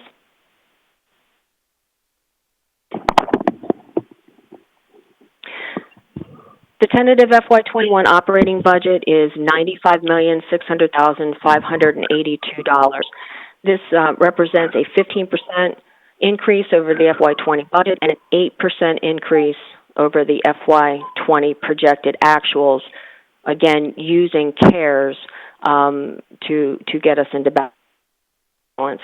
And before you, there's the breakdown of those individual revenue sources. Next slide. So on to expenses. One of the biggest unknowns in preparing next year's budget was to determine what level we should budget to. What is that new normal, or what is the normal going to look like? So as I engaged the CEO and the other leaders in the organization, as we began to build the budget, we determined that budgeting to a pre-COVID normal would be the approach we would take. So people expenses continue to be the highest percentage of our budget, continuing at about 69%. That's very much where it's been in line for many years. I'll break some of those expenses down on the next slide. With respect to service, we'll be implementing a special mobility district service downtown, which increased the budget by $1.5 million. But as I mentioned on the revenue slide, it is not being funded with HART dollars, but we did have to increase the budget, both revenue and expenses, for this service as it is being funded by other entities. The Paratransit Customer Choice Program, which is the on-demand service that's provided by Yellow Cab, that continues to be very popular and will cost $1.2 million in FY21. The Flamingo Smart Card program, being now touted as the contactless way of paying your fares, will go live in FY21.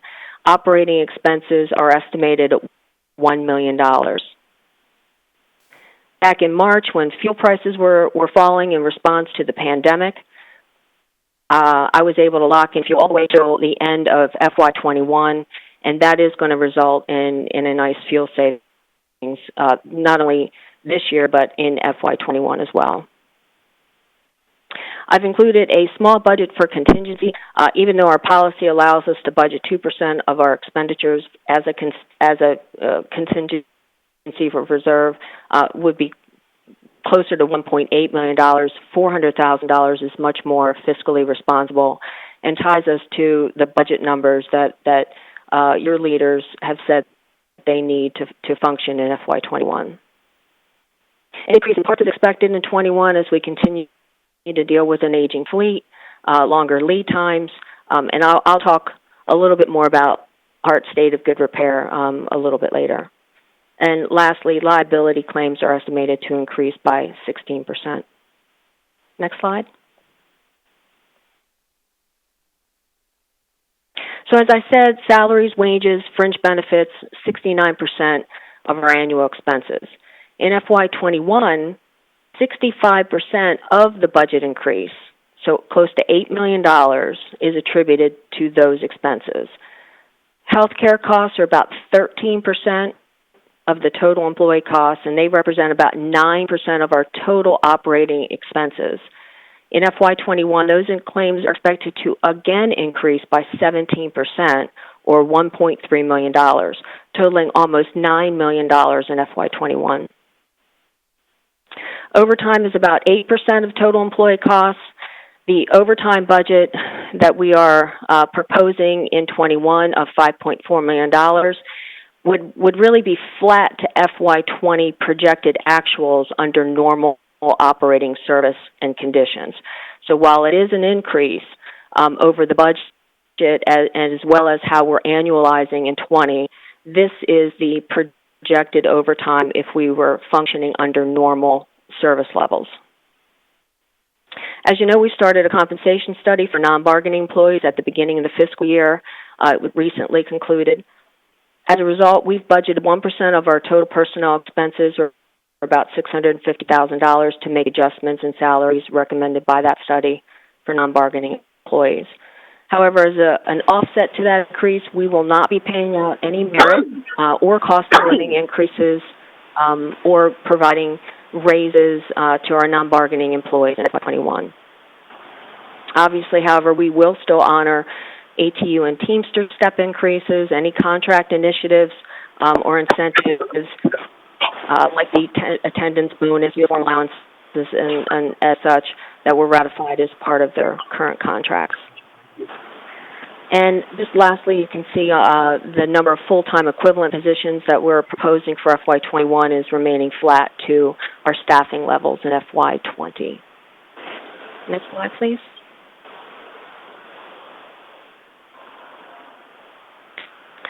This chart summarizes service hours and bills operated as projected for FY21 and the corresponding ridership for each mode.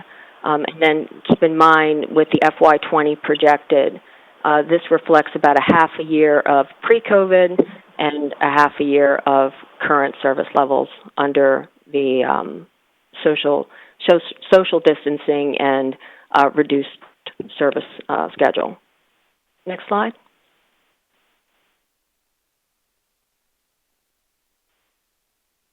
So similarly to the revenue summary, since revenues and expenses must balance, the FY21 tentative expenses of $95,600,582 represent a 15% increase over our FY20 budget or 8% over our projected actuals. Again, this is very much in line with historical trends. It represents a realistic budget. The goal is that our expenses do not exceed our revenues at the end of FY21 as they have in all years previous. Next slide, please. So on to our capital budget. Today I'm going to focus really on the available and projected revenues for FY21. As I mentioned earlier, one of our key capital revenue drivers this year will be the use of ad valorem. In the last 5 years, we've really only used about $3 million total of HART general funds in our CIP program, with the majority of that being FY19 when we purchased used buses. With the CARES Act, though, it gave us an opportunity to shift those general funds into our sorely underfunded capital program. And again, going back to the ad valorem conversation, where ad valorem is a primary driver of operating budget. We have a capital program that is primarily funded with federal grants. And as you can see, I pointed out the very bottom, 68% of our FY21 budget is federal grant. Going back in history, because ad valorem has not typically been used, grants constitute 75%, 80% of our capital budget. One just to point out that we have several grants that require cash match, the largest being the recently awarded FDOT grant of $3.5 million for the HM building. That requires a $3.5 million match. Also is the FY19 discretionary bus and bus facilities grant, which was awarded for $4.3 million, and that requires a $759,000 match. So again, you see the $4.3 million for grant matches. And then again, $5 million will be shifted from ad valorem into our capital program. There's a couple benefits to that. Number one, we would not be tied to federal interest. So using our own funding in our capital program precludes us from having to have an obligation back to FTA for any interest until those assets have fully depreciated. So our capital budget was approximately $38 million in FY20, of which $30 million will roll over into FY21 based on projects that have not completed. I'm forecasting our federal formula grants to be $3.5 million. The federal surface transportation block grant, which is allocated through the TIP process every year, it's allocated by the MPO. It's programmed at $4 million. And again, as I've said before, federal grants are going to constitute about 68% of our FY21 capital budget. Next slide, please.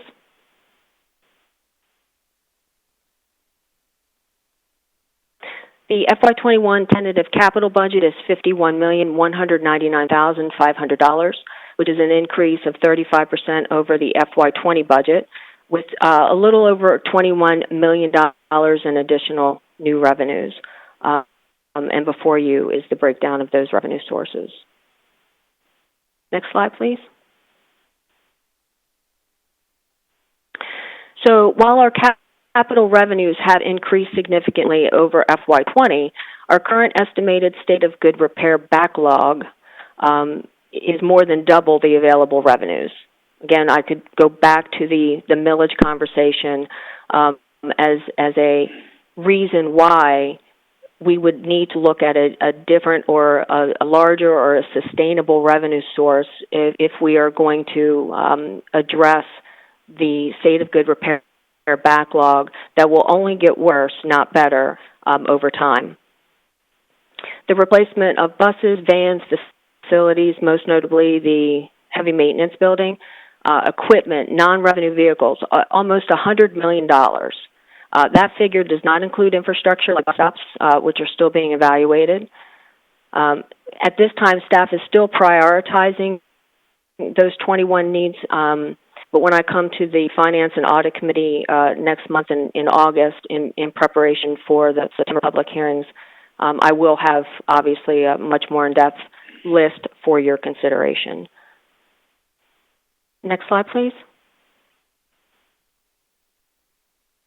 So that brings me to our next step. As I mentioned, I'll be presenting capital budgets, any revisions to the operating budget that you saw today to the Finance and Audit Committee in August. And then in September, we'll have 2 public hearings for the board to approve the millage rate and the annual HART budget. Next slide. I believe that's all I have, and I'll be happy to take any questions you have. Thank you very much. I have Commissioner Overman. You're recognized. Thank you, Chair, and thank you, Ms. Stiglitz, for this presentation. It's very helpful, especially given the just prior conversation. I did notice in the operating expenses summary on slide 11 that there's some pretty significant changes in certain categories. But to the point of having the workshop prior to our actually adoption of this budget and on September 14th and 28th, as far as the public hearings are concerned, I think it is important for us to have that workshop conversation on how we're going to address the deficits that we're seeing, given that we have not in several years, it sounds like, met our needs to maintain a decent reserve so that steady income is critically important for an organization that has to have operating funds to function. And then I'm curious about the projections on budget items that involve operations and salaries and things along those lines for a couple of reasons. We have historically, with our bargaining folks, we have compensation goals that we want to address. Well, without the surtax, I believe that might be challenging for many of the people that are in a situation where they needed that some of their increase was tied to the surtax. That's going to be a problem. But more importantly, without a steady, regular baseline revenues that isn't in a deficit from day one, it's going to be very difficult to have this organization work well and to make decisions based on best opportunities to provide services to our transit dependent. And I think that's an important thing to consider. When we have to pay overtime because we don't have enough drivers, because we don't have enough buses, we don't have enough routes, we run into a problem with being able to achieve our mission.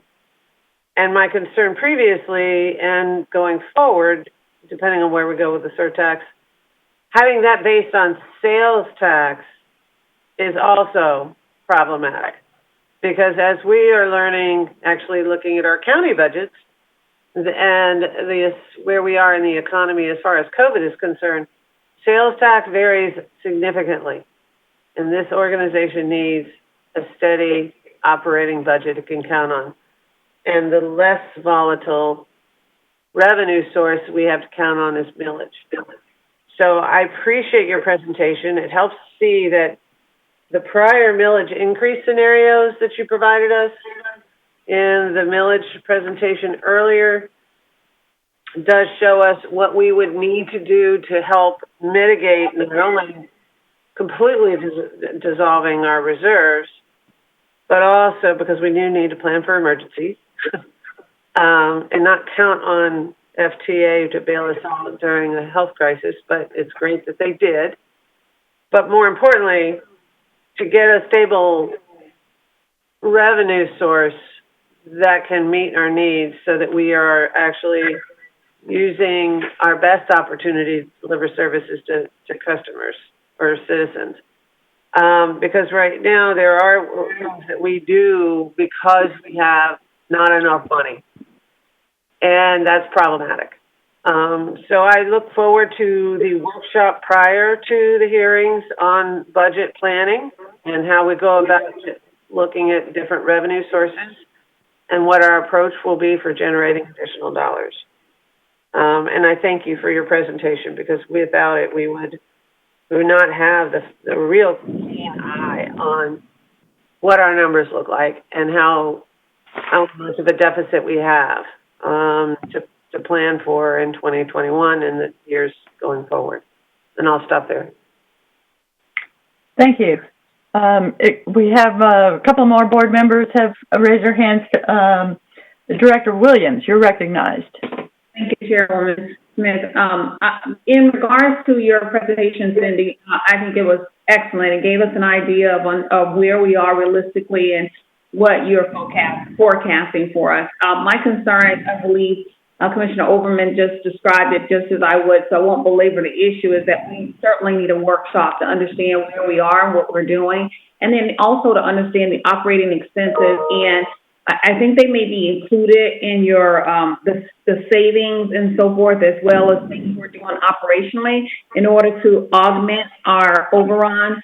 I noticed you mentioned fuel savings, parts, repairs, and so forth. Understanding those subcategories is going to be very helpful for us to determine what our next steps are, especially since expenses are rising more so than our budget over the last few years. So as we have our workshop, I'd like to understand what's happened over the last couple of years that we can pinpoint and look at, okay, is it trending favorably or not? But I trust your judgment. You've done a fabulous job of keeping us involved and engaged, and the next step is for us to understand how we can help ourselves and strategically the decisions we're going to make. So I am also an advocate of the workshop, not to question your judgment, but to understand how we can better serve HART and its citizens as well as its employees.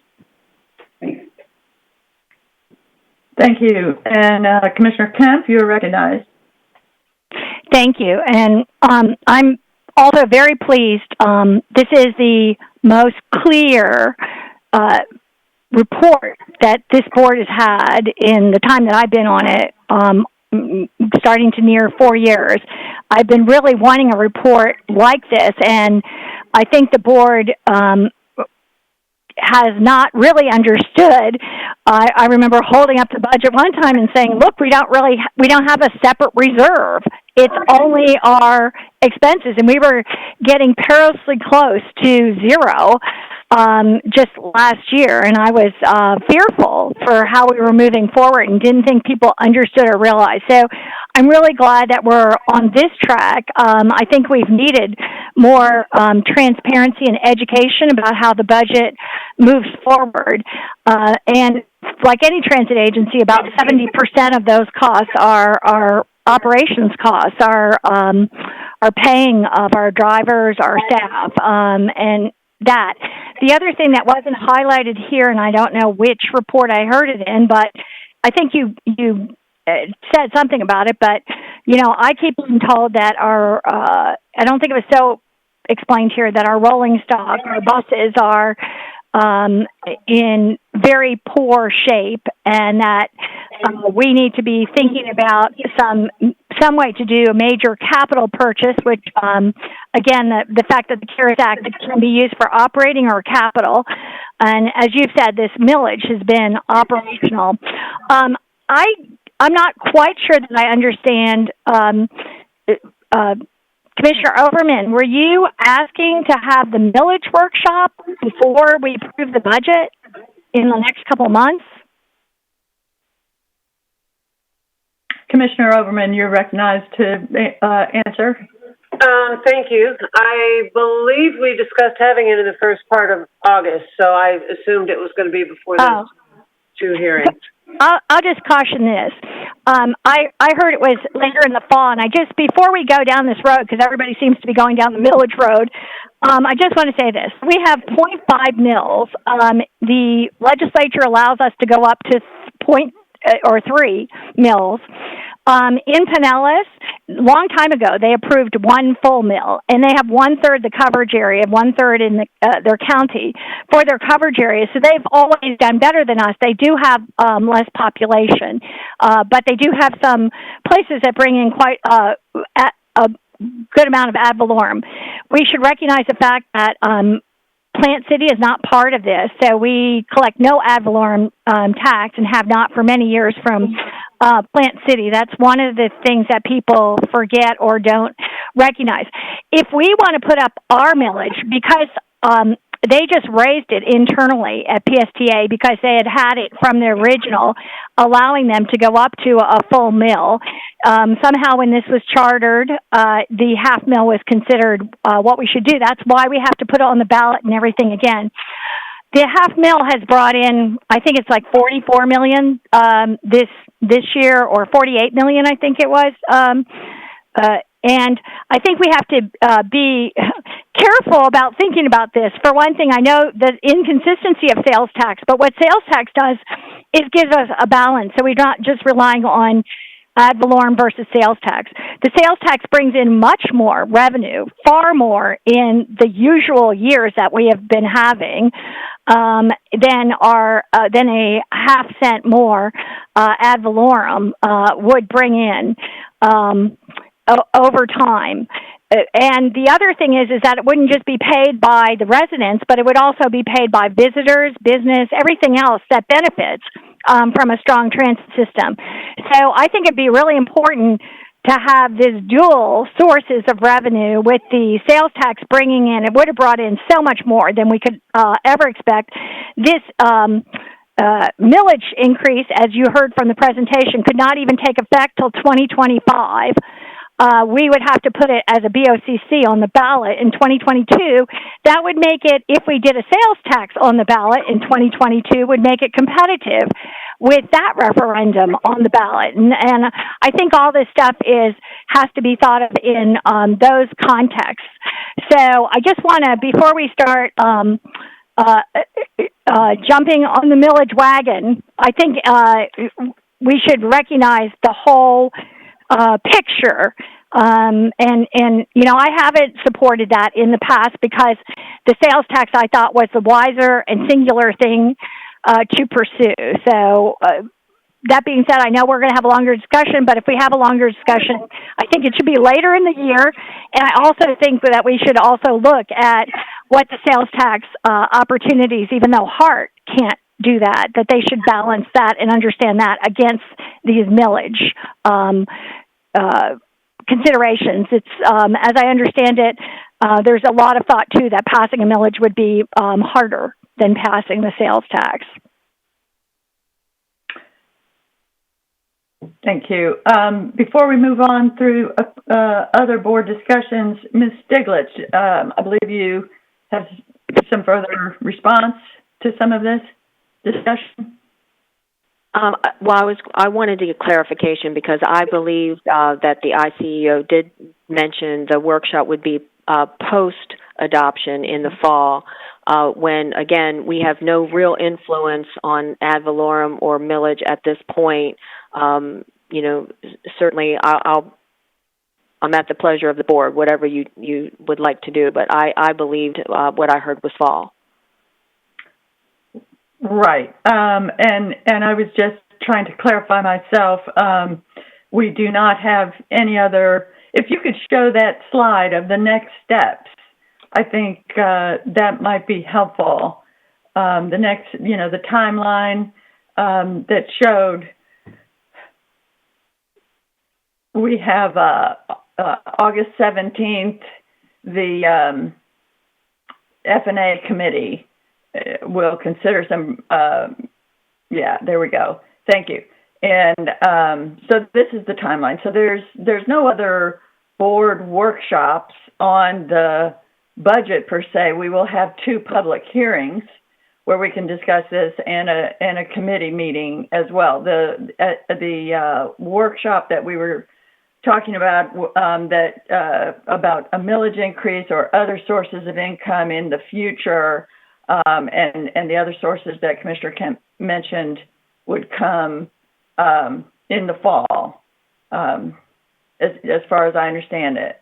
So, Commissioner Overman, if you had any other, or Commissioner or Director Williams, I know you both had mentioned a workshop. If that is not your understanding, feel free to raise your hand.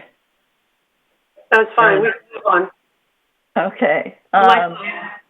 Chairwoman Smith, I agree with you. I have no other comments. Thank you. All right, good. And Councilman Vieira is next in the queue. Thank you, Madam Chairwoman. I appreciate it. A lot of the comments that I was going to make have already been made. I just wanted to thank you for that presentation. I think the main takeaway is that the CARES Act funding is a short-term relief and a method by which we can have a reasoned, responsible dialogue on how to bridge that gap. And I think we all agree that we should take advantage of this opportunity. This is a dialogue that a lot of local governments and government entities are having, the very same discussion. We're having a lot of aggressive challenges, not only with our economy, with prospectively losing AFT funding, but the uncertainty of the economy for the next year, 2 years, we have no idea what we're going to be. This CARES Act funding allows us to have some short-term relief, but we certainly need to look at long-term solutions. That includes not only fiscal responsibility with spending, taking a look at those assumed 2019 priorities and 2020 vision, so to speak, but also additional revenue through a millage increase. The budget priorities we will be ignoring due to this revenue crash, if you will, are not wants but needs that are taken on by families that are taking hit after hit after hit. So I think this is about acknowledging that vast transit deficit that existed 2 years ago. It exists today even worse, and we have to remedy that gap.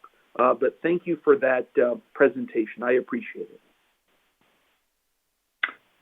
Great. And Ms. Stiglitz, these were 2 very meaty presentations that were very eye-opening and help us all understand this. Thank you so much for both of these presentations and your contribution to our board discussion on our budget. Is there any further discussion? Seeing none, then we'll move to item 7C, the next presentation. This also has an action item with it in section 8 that we'll consider right after this presentation. Mr. Christopher Cochran, Director of Service Development, will give this presentation on potential service modifications and budget implications. Mr. Cochran, good morning. You're recognized. Good morning, Chairwoman. Thank you very much. Board members, Chris Cochran, Director of Service Development. This morning before you, we have a presentation regarding proposed service modifications for fiscal 21 for consideration. The action item related to this today is to, next slide, please. The action item for today is to authorize HART staff to conduct public outreach for these proposed January 2021 service changes. So I'll go over the essentially the background of these changes, the modification plan, and our proposed next steps. Next slide, please. So from a background perspective, the staff put forth the objectives of really evaluating the system holistically and bringing before you a fiscally responsible service plan that takes into consideration the budget considerations that Ms. Stiglich provided previously within the confines of the constraints that we do have, while balancing that focus on our desire to really serve the needs of our community both effectively and efficiently as possible. And that includes preserving as much service and coverage and frequency as possible, ensuring that we are doing everything we can not to discount and lose coverage to those areas that need service the most, and then maintaining the essential services that we've really been able to establish in observing during this time of COVID-19, and we'll talk a little bit more about those as we go forward. Next slide, please. So for our ridership analysis, next few slides will give you a little bit of an idea of how we went about looking at the ridership analysis. We started with our pre-COVID ridership analysis and looking at the routes that carried the most riders before COVID-19, and these are of no surprise. We talk about them. These are really our core routes, Route 1, 38, 400, 42.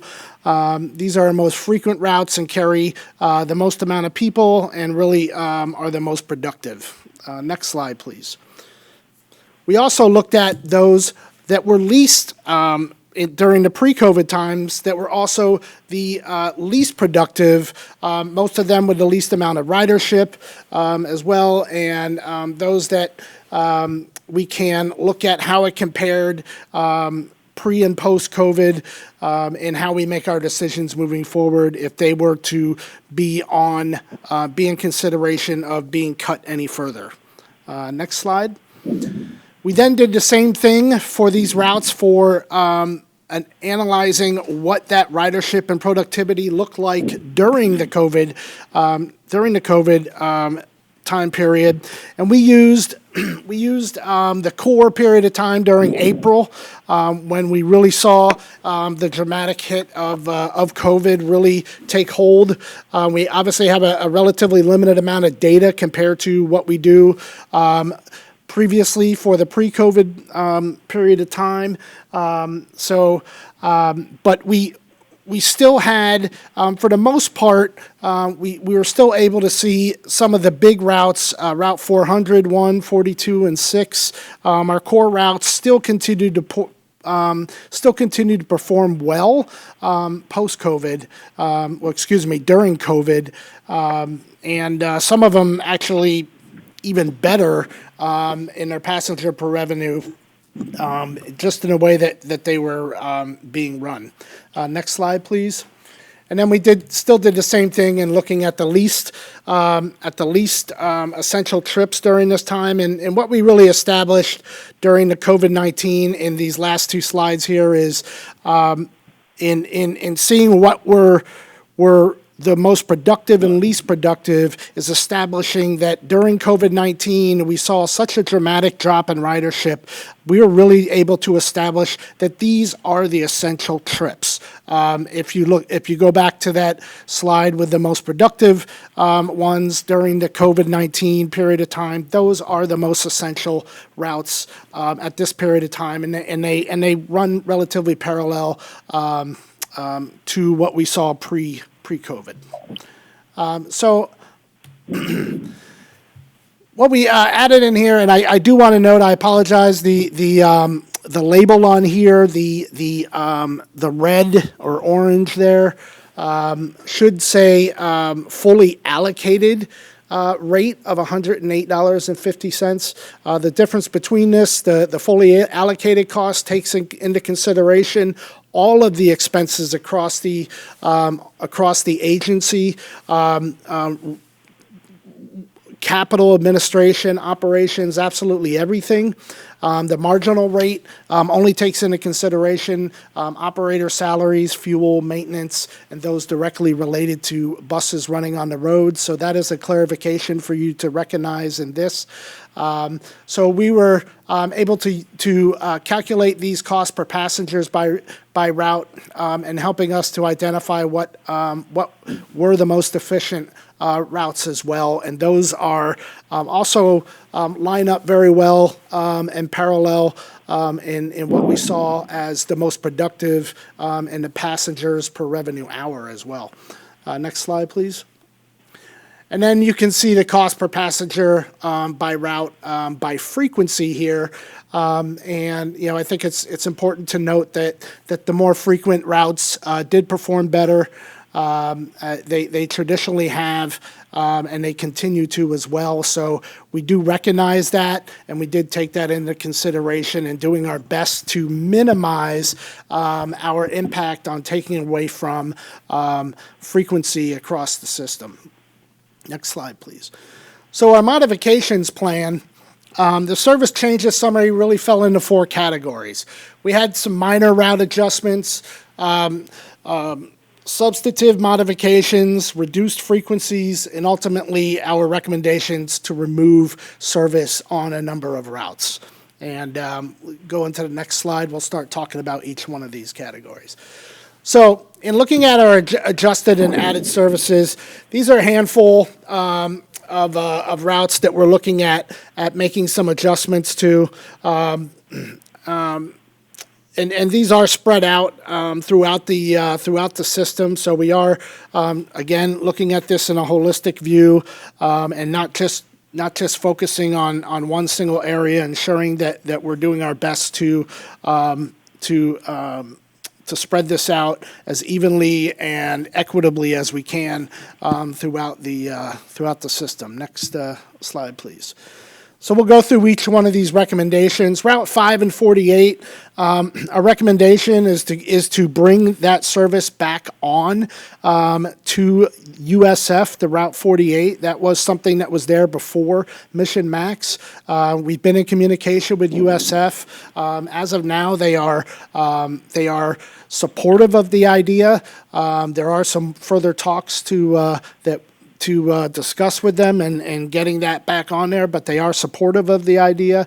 And it would be a great connection for a great number of people, of non-students that work on the university. And the fact that it is a public university, the public is allowed on there.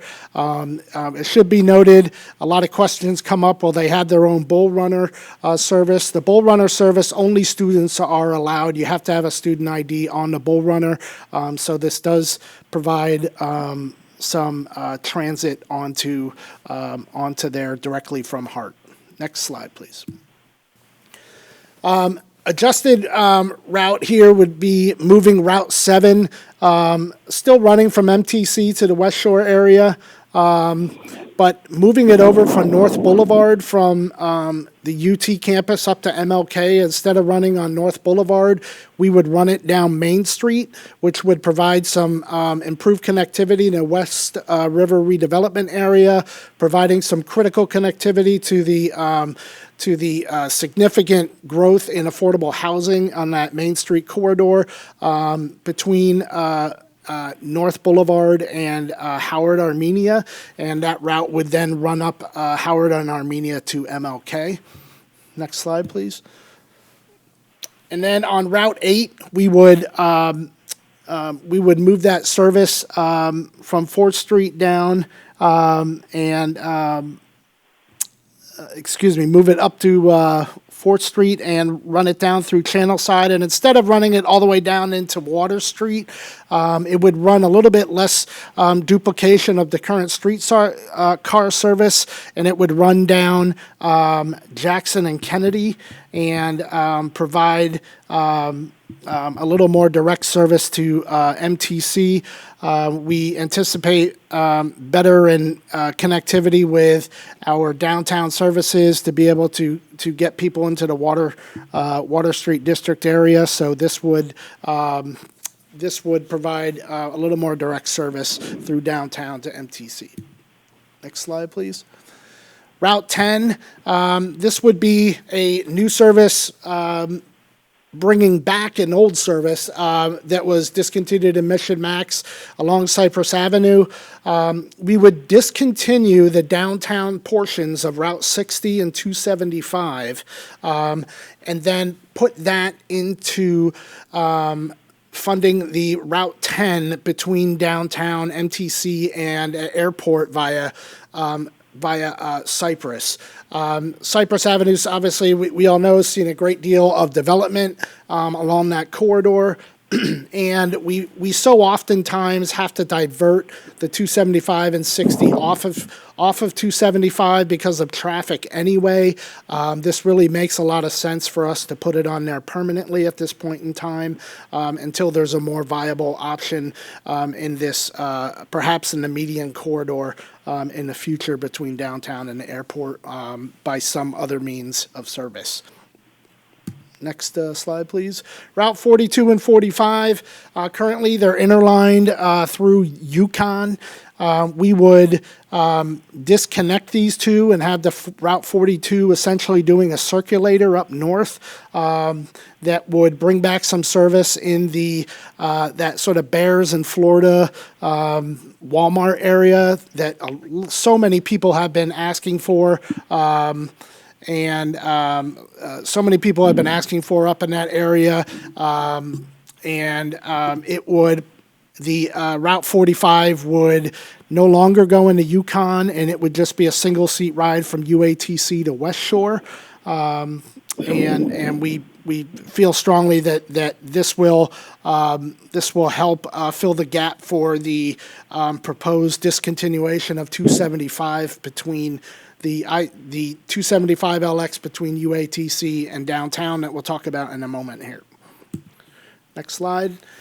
So some of our reduced frequencies that we're proposing, the core routes, the Route 1, 6, 34, and 400, we are proposing to reduce the frequency from 15-minute to 20-minute. We do understand that we're doing our best not to reduce frequency in the system wherever we can. But again, we are looking. This is a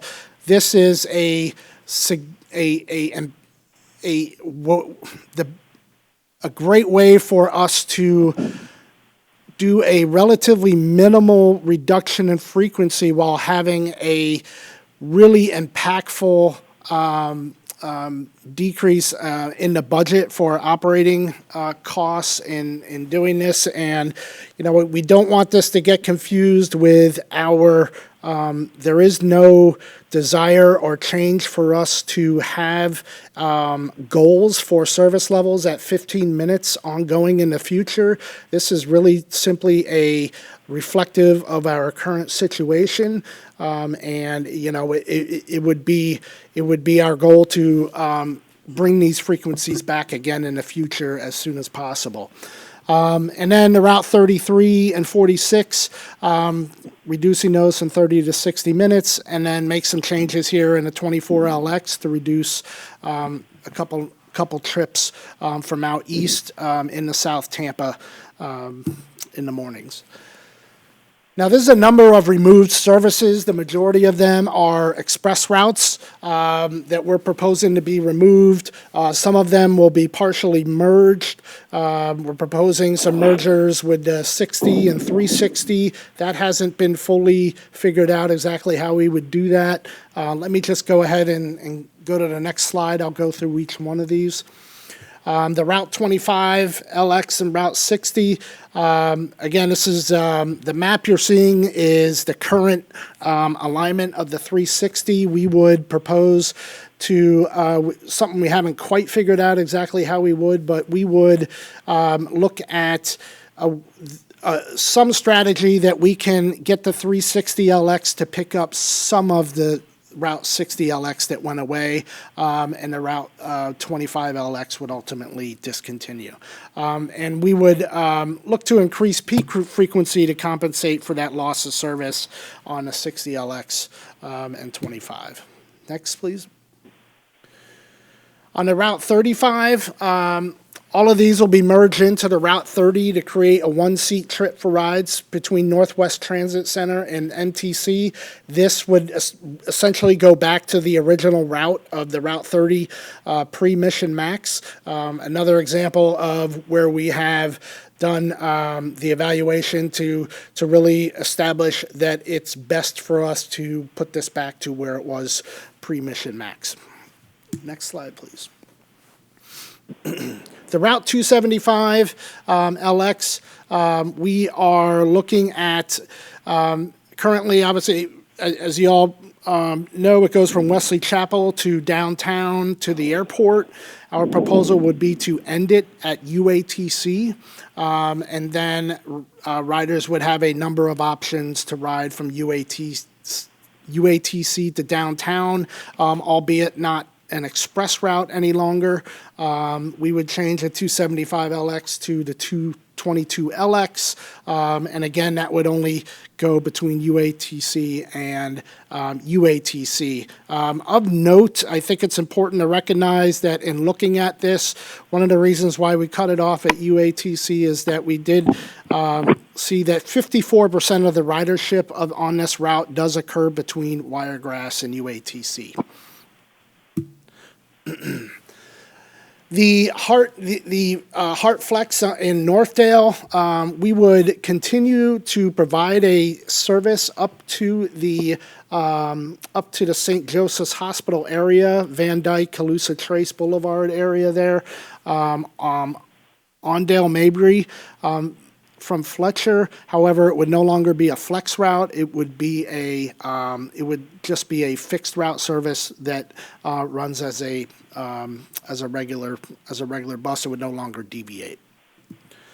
The rest of the flex routes we are proposing to eliminate at this point in time. Next slide, please. So this draft map here you have in front of me, in front of you all, is our proposed weekday service map. And what's important to point out here, the colors, the green lines would be 20-minute frequencies, the blue 30, purple 60, and that sort of orange would still be a little bit yet to be determined. We still have a little bit of work to do, and I'll tell you about what our next steps are and how we're going to determine the way in which we're going to move forward in determining the remainder of those routes. Next slide, please. The impacts of this is reducing the peak vehicles to 115. This is a total reduction of an estimated 66,000 plus annual vehicle miles, about 10% of service, an estimated annual savings of $4.3 million. For fiscal year 21, because we would be starting in Q2, we would the projected savings would be a little over $3 million for the year, and then $2 million of that annually would be directly related to operator savings, in that we would be able to decrease the total number of current roster hours that we currently run. Next slide, please. We have in building on that, the highlights of the plan here, looking at an increase in coverage on Cypress, Main Street areas, North Florida and Bears with the Route 48 that I discussed that we got so much feedback on. In the second bullet here, you can see the total number of stops. The numbers in the parentheses in the second primary bullet there, routes with bus stops impacted. Those are the total number of bus stops impacted. Really a relatively small number of total ridership has been impacted. And the modified routes as well, you can see the total number of stops impacted. I think what's important to note here is that most impacted stops, if stops are gone, if people lose access to a stop nearby, they will still be served or have some sort of fixed route service within a quarter mile, which is a which is a industry standard for acceptable coverage. Next slide. For the schedule for this, currently we are here at the obviously the July board meeting. We would propose that we would ask for the approval to move forward with public outreach to begin.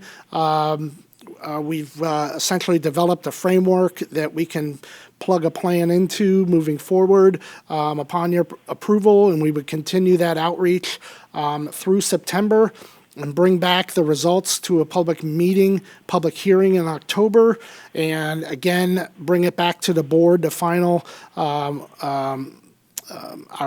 the findings to you all in November for final approval, and then for a January, to enact this plan in January of 2021. Next slide, please. So last slide here, our next steps are to, we had the COA going on. We have worked with the COA is still early in its in the project. We have been able, despite the fact that the COA was really looking at how we would expand service, we have been able to get a great deal of information from the market assessment and data from them and recommendations from them, and helping us to make some of our decisions so far in this that agree in looking at routes that would make sense to change. We will continue to work with them in areas that make sense, that are within the scope of that, and create multiple options for service modifications for the public to choose from. As far as inReach and coming in internally, incorporating feedback from operations, that's ongoing. That will continue to be ongoing. They will have a great deal of input throughout this process all the way until the very end. And then also, of course, with keeping you all as the board informed, and committees in ensuring that we are in line with the high-level policy direction, and we continue to work with maintenance and operations, and ensuring that we are in line with the budget and maintenance needs and expectations for what's available for our resources in putting this out. And then incorporate, probably the most important, incorporating the feedback from the public in, what our hopes here today, to be able to get the ability to go out and begin collecting that information from them, from the public outreach process. So final slide here, please. Again, just a reminder that we are looking for the authorization for staff to conduct the public outreach for the proposed January 2021 service changes, for us to be able to bring back to you in the fall. And I'll take any questions from you. Thank you. Commissioner Kemp, I'd like to move approval. Thank you, Commissioner Kemp. We have a motion for approval of the resolution. I do have some directors in the queue to discuss, but let's see if we've got a second for this motion to approve. Okay. Second, Harden. And we've got a motion to approve by Commissioner Kemp, seconded by Commissioner Schisler, I believe, before. Yes. And we'll have board discussion now, starting with Councilman Vieira. I'm sorry. Like so many others, my hand was still up from before. I apologize. Oh, I've never done that before.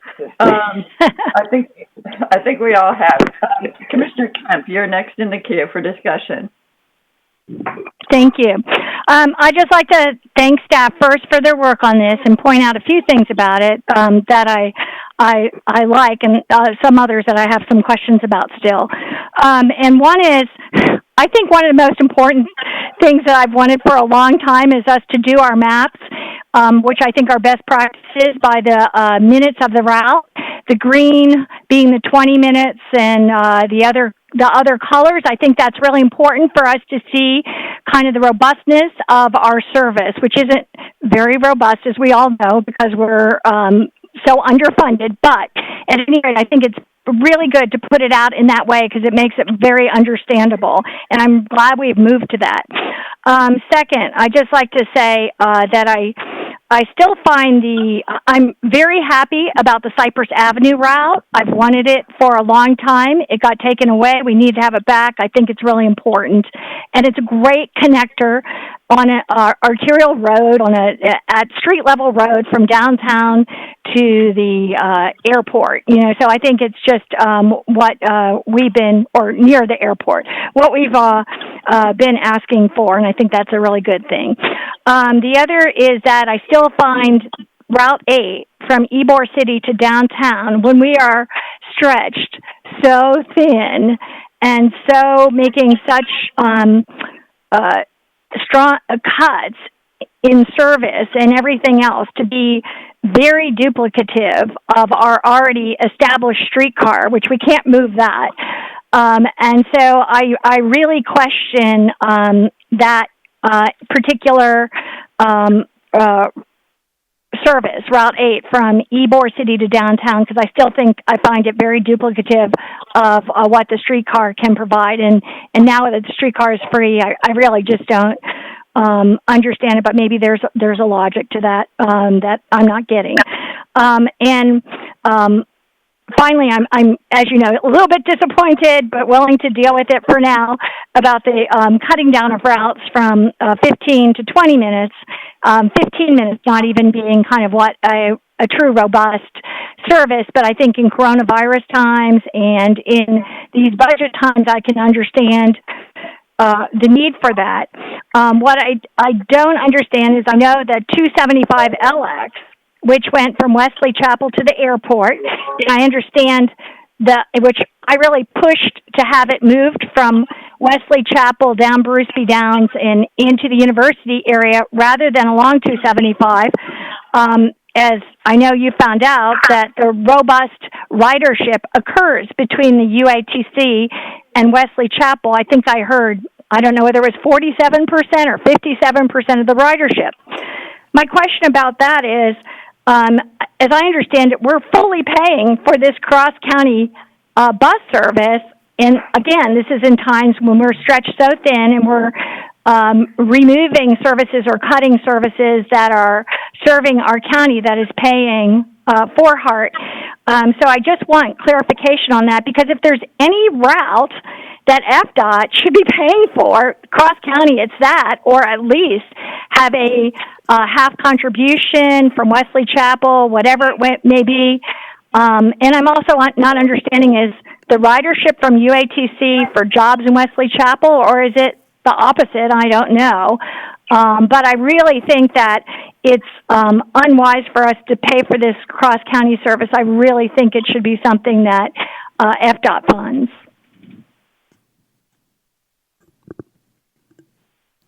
Okay.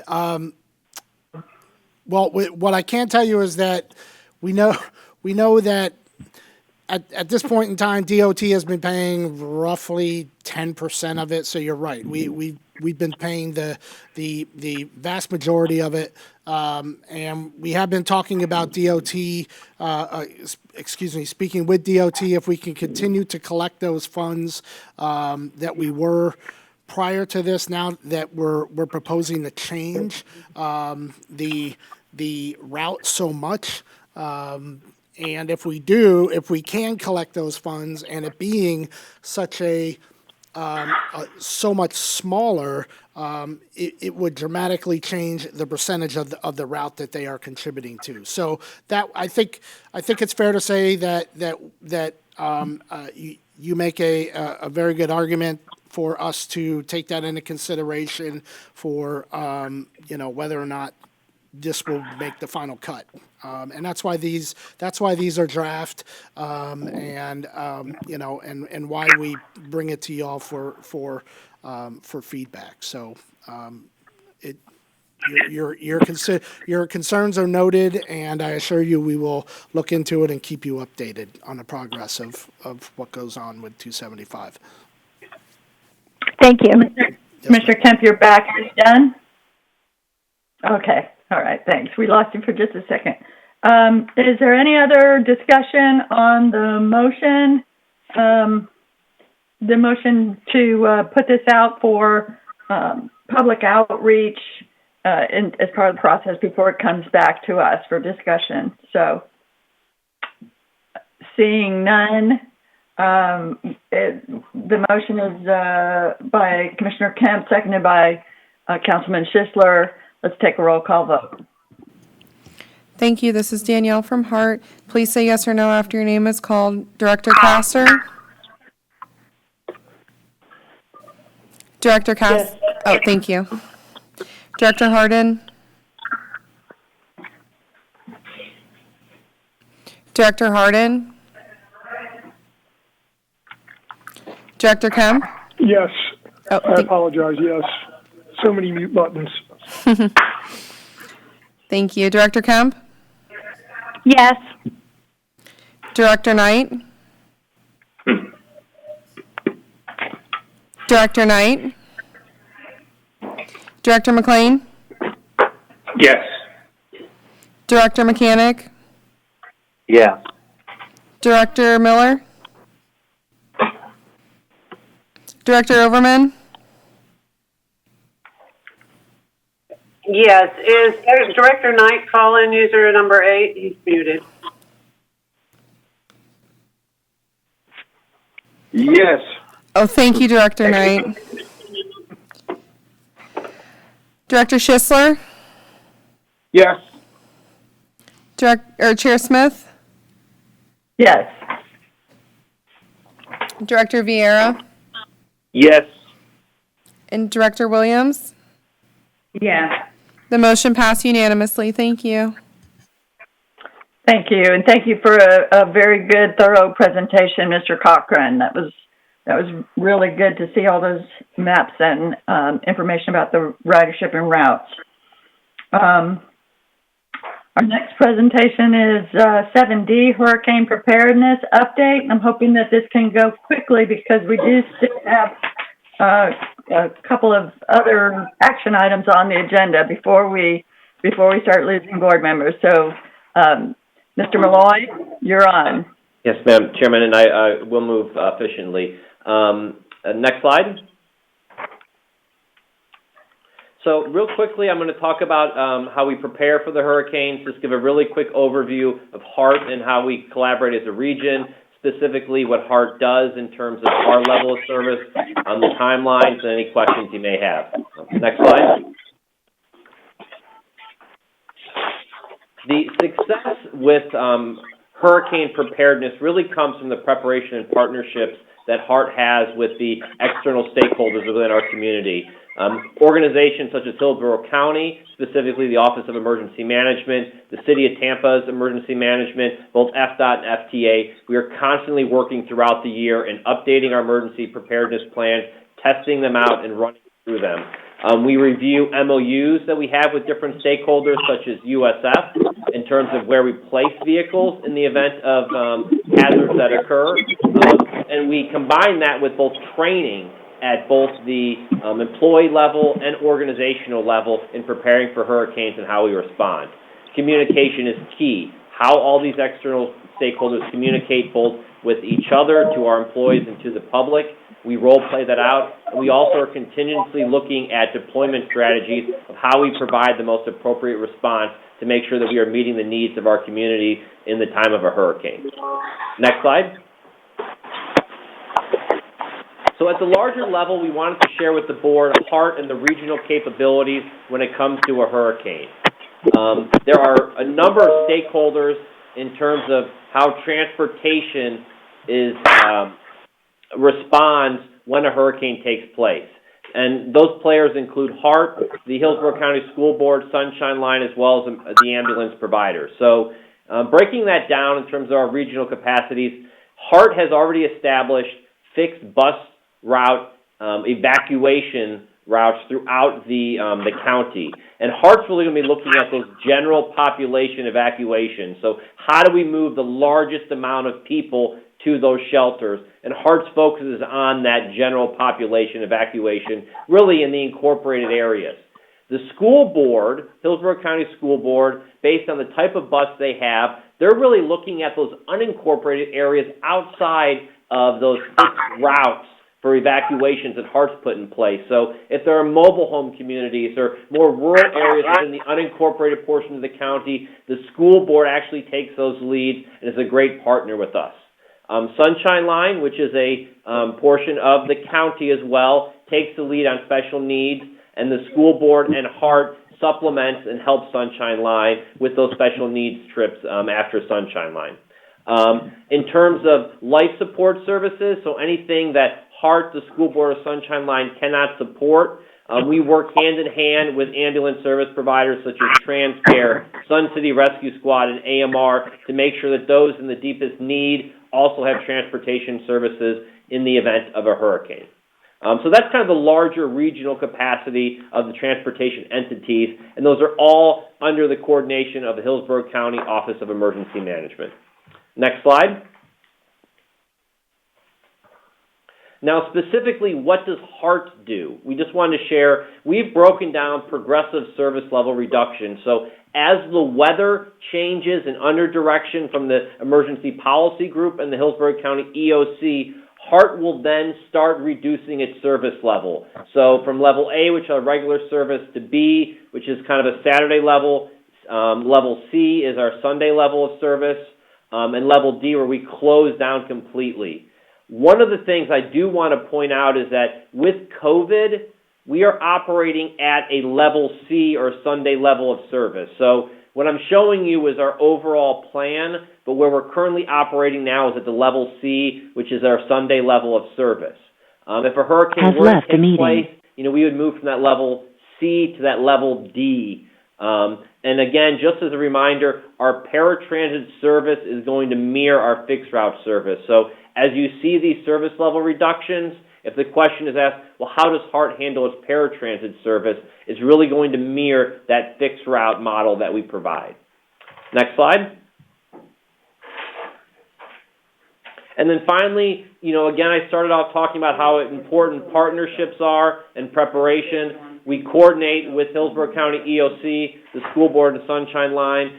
This past, through March and June, we've been working hand in hand. We updated our plan in April. We conducted a tabletop exercise in May. We did a focus one in the streetcar in July. We'll continue to actively monitor throughout the hurricane season and we'll continue to provide updates as needed. With that, I know I moved through quickly, but if you could go to the final slide, I'm happy to answer any questions you may have as it regards to hurricane preparedness. Thank you. I see no questions at this time, but thank you for that presentation. Let us all just hope and pray that we do not have to deal with a hurricane on top of the pandemic. Thank you, ma'am.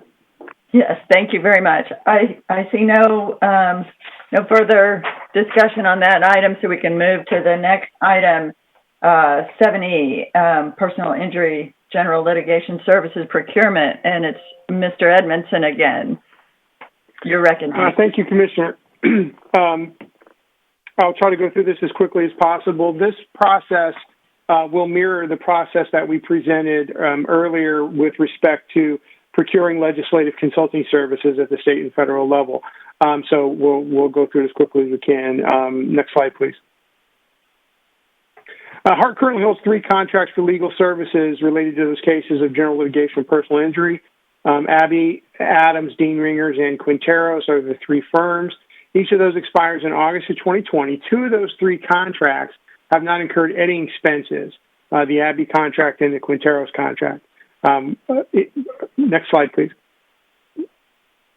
HART staff has been handling most of those general litigation and personal injury cases. However, some of the work that these firms would be involved in are cases that involve general litigation or personal injury matters under $40,000. They do get hired to handle conflict cases when HART legal staff has a scheduling conflict or a declared conflict. We would hand out cases to one of those firms. They also handle specialized litigation appeals or when our own internal resources cannot support the litigation of that case. Some of the work they do: review and prepare witnesses for deposition and testimony, prepare for trial as needed. They prosecute and defend the appeals on behalf of the attorney in general litigation, personal injury matters, and then, of course, they advise the authority on recommended courses of action for all matters that are assigned. Next slide, please. The procurement plan for these services, this is the recommended plan. We go out for a formal competitive solicitation method. Again, that's where we open it up to open it up to the public for anybody who practices law in that space. We review all responsive submissions. The evaluation criteria that we'll present will not have any weighting for any one criteria item over another. 80% of the score of each proposal will be technical. That's your firm qualifications and the staff qualifications presented for work. And then 20% will be made up of the price proposal. We're recommending a contract term of 2 years of a base term and then 2 one-year options. That will allow us, again, to assess whether or not we need to continue to retain those firms and whether or not those firms are doing active work on behalf of HART. We do recommend another round of 3 specific firms that gives the opportunity for our legal staff to, quote, spread the wealth. They do want to be fair when they hand out work, but also just gives them additional opportunities in the event that the preferred firm also has a conflict. And then we also, this is one of the procurements that requires an ad hoc committee and board participation in the evaluation process. And so we recommend that a board member with a legal background be selected to serve on the procurement evaluation committee. Next slide, please. So today we're going to be asking for 2 specific board action items. The first is to approve the procurement strategy we laid out. That's the full competitive process, the evaluation criteria of 80% technical, 20% price, the term of 2-year base with 2 one-year options, and then contracting awards made to the top 3 highest ranking firms. And then the second action item we're going to ask for is the board to select a member to serve on the ad hoc committee. And we recommend, though it's not required, we recommend a board member with a legal background to add their expertise to the process. Next slide, please. Procurement timeline for this event.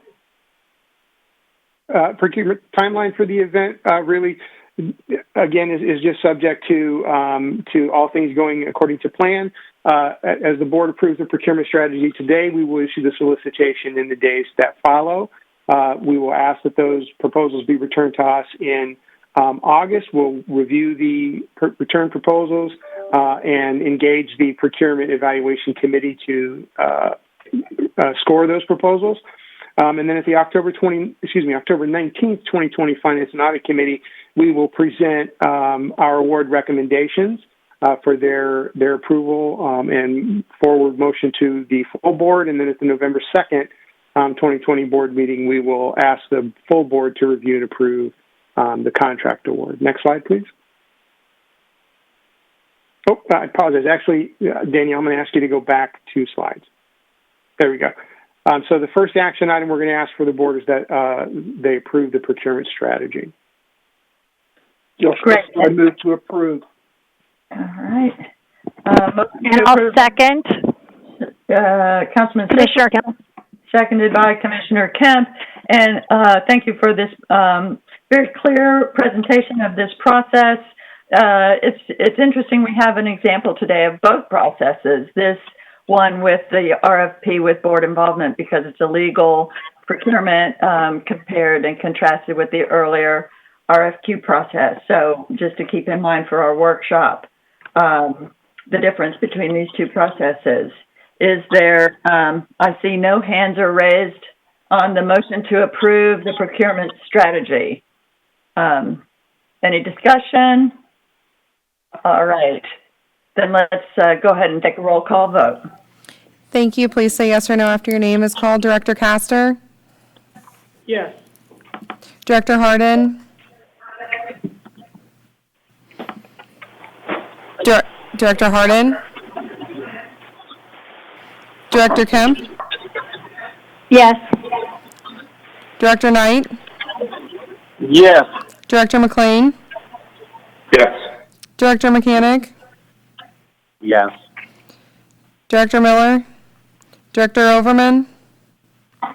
Yes. Director Schisler? Yes. Chair Smith? Yes. Director Vieira? Yes. Director Williams? Yes. Director Harden? The motion passes unanimously. Thank you. Thank you. So moving on to board action item number 2, we need to select a member. I don't believe our rules specify one or more, but we usually have done one member. And again, the suggestion of a board member with a legal background for this is a staff suggestion, not a policy requirement. We are lucky we have several board members with legal background at this time. We might not always. So, is there any nomination for, or would anybody like to volunteer to be a member of that ad hoc committee? Adam Harden. Yes, Mr. Harden. Has left the meeting.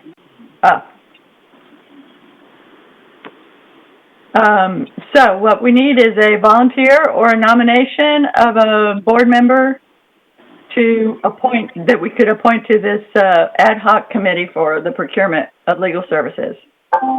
This is Gil Schussler. Would Mr. Mechanic be willing to do it? Mr. Mechanic, are you willing to be nominated? Yes, I will. Sure. Thanks. Director Williams, second. Great. Seeing no other volunteers or nominations or draft, I guess we will have a roll call vote at this time for board approval.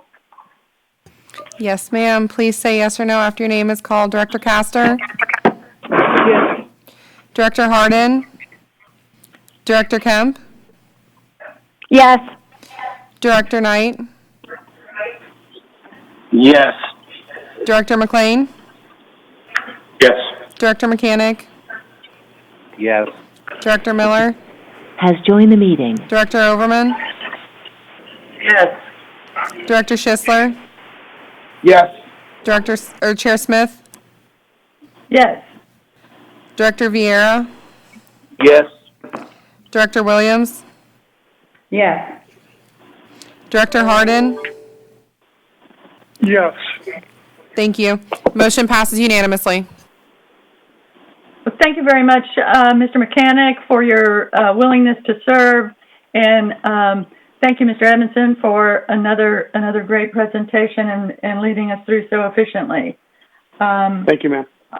Yes, we have one last action item left for approval at this meeting before we finish up with a couple of reports, and that is item 8C in your packet. And it's a resolution, again, Mr. Edmondson will be presenting the action item. It follows up on our the other legal procurement item. Mr. Edmondson, you want to take it from here? Yes, ma'am. Thank you, Commissioner. This request is to authorize the interim chief executive officer to modify contract currently awarded to Dean Ringers for the provision of legal services related to general litigation and personal injury cases. That firm is currently involved in an active, ongoing case, which was the reason why we said two of the other three firms had not actually received any work. Because that case is ongoing, obviously it's a significant disruption just to the legal proceedings and the process as a whole to replace them with a different firm in the event that Dean Ringers either chooses not to participate in the upcoming solicitation or is not awarded a contract as a result of that solicitation. This modification guarantees that Dean Ringers can continue working that ongoing case until such time as it's resolved or until May 31st, 2021, whichever happens first. Thank you. So we are looking at this resolution 8C in your packet. And Second. Approval by Commissioner Overman. Yes, ma'am. Who was the second? Bill Schussler. Thank you, Mr. Schiffler. I see a couple of hands. I'm not sure if these are up in the previous discussion. Mr. Mechanic, do you have a comment? Oh, it was, forgot to take my hand down again. Okay. Mr. Schiffler? I'm down. Okay. All right. And if there is no further discussion, hearing none, we will take a roll call vote on this resolution. Thank you. Please say yes or no after your name is called. Director Castor? Yes. Director Harden? Yes. Director Kemp? Yes. Director Knight? Yes. Director McLean?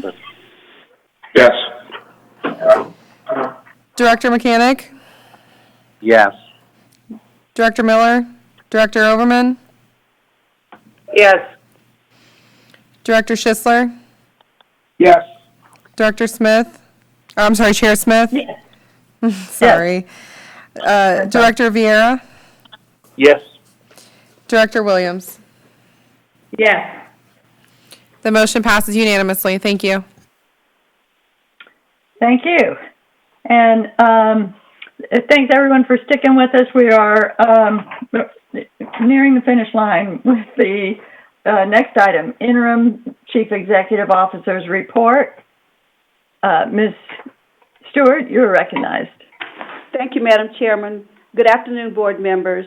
This interim CE report is aligned with the key areas of focus: customer service, customer experience, community value, employee success, and financial performance. The entire report is under tab 9, A and B, pages 120, beginning on page 123 in your board packet. We continue to operate and deliver services adjusted to these unprecedented, challenging, and fluid times.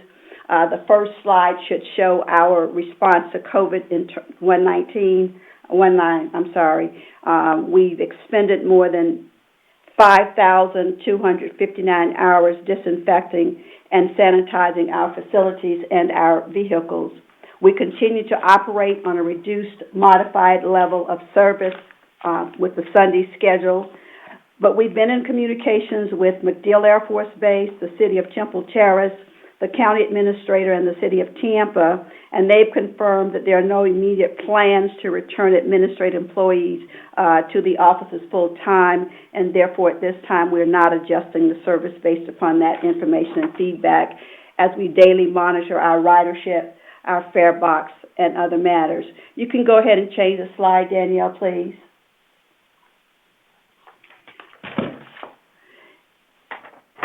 HART has implemented and now require all customers as well as our operators to have face covering on board of the HART fleet pursuant to executive orders of the mayor and Hillsborough County.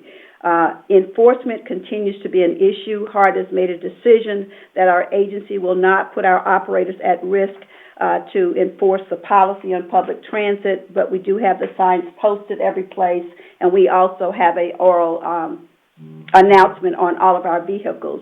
Masks have been made available to our customers at the HART transfer centers, UATC, MTC, and also our road supervisors meet operators along the routes to provide customers with masks as requested or required by them. Next, these charts, and there are three of them, show our ridership. They represent an overall decline in our average weekly ridership on fixed routes of 59%, 63% on para, and 75% on streetcar. Next slide, please, Danielle.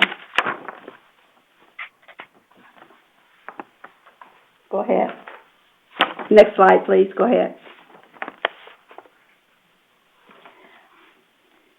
Regarding our testing on site, as you know, we sent you an email and copies of our employee advisory dated June 26, 2020. HART is the first mid-sized transit agency in the state of Florida to require mandatory COVID-19 testing for all employees in the workplace for the health, safety, and welfare of our employees and the public. As you can see, in April we had 2 cases, in May we had 2, and then in June we had 7, and 6 of those were in 1 week, and that's what prompted me to work with safety and work with Hillsborough County to have on-site testing. And in July we've had to date 24. The testing occurred at our operations and maintenance facility on June 30th from 9 a.m. to 12 p.m., on Thursday, July 2nd from 5 a.m. to 8 a.m., and this facilitated the people who worked at night and also the people that came in for the early routes. And then our last testing on site was on Friday, July 10th from 1 until 4 p.m. 606 employees tested on site. That represents 75% of our workforce. As of last Friday, we had 35 employees across the agency that have tested positive for COVID.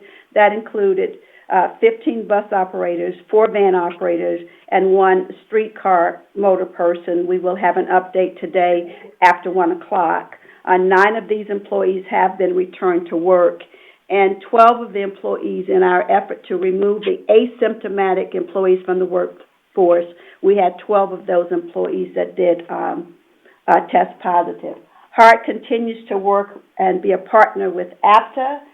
We received a request to respond as to how HART managed to operate and how other agencies were operating during these trying times without furloughing employees. HART worked with our ATU union to create an equitable work assignment for all operators to avert the furlough, and this resulted in a guarantee of 40 hours for all operators and no overtime, and we do thank them for working with us on it.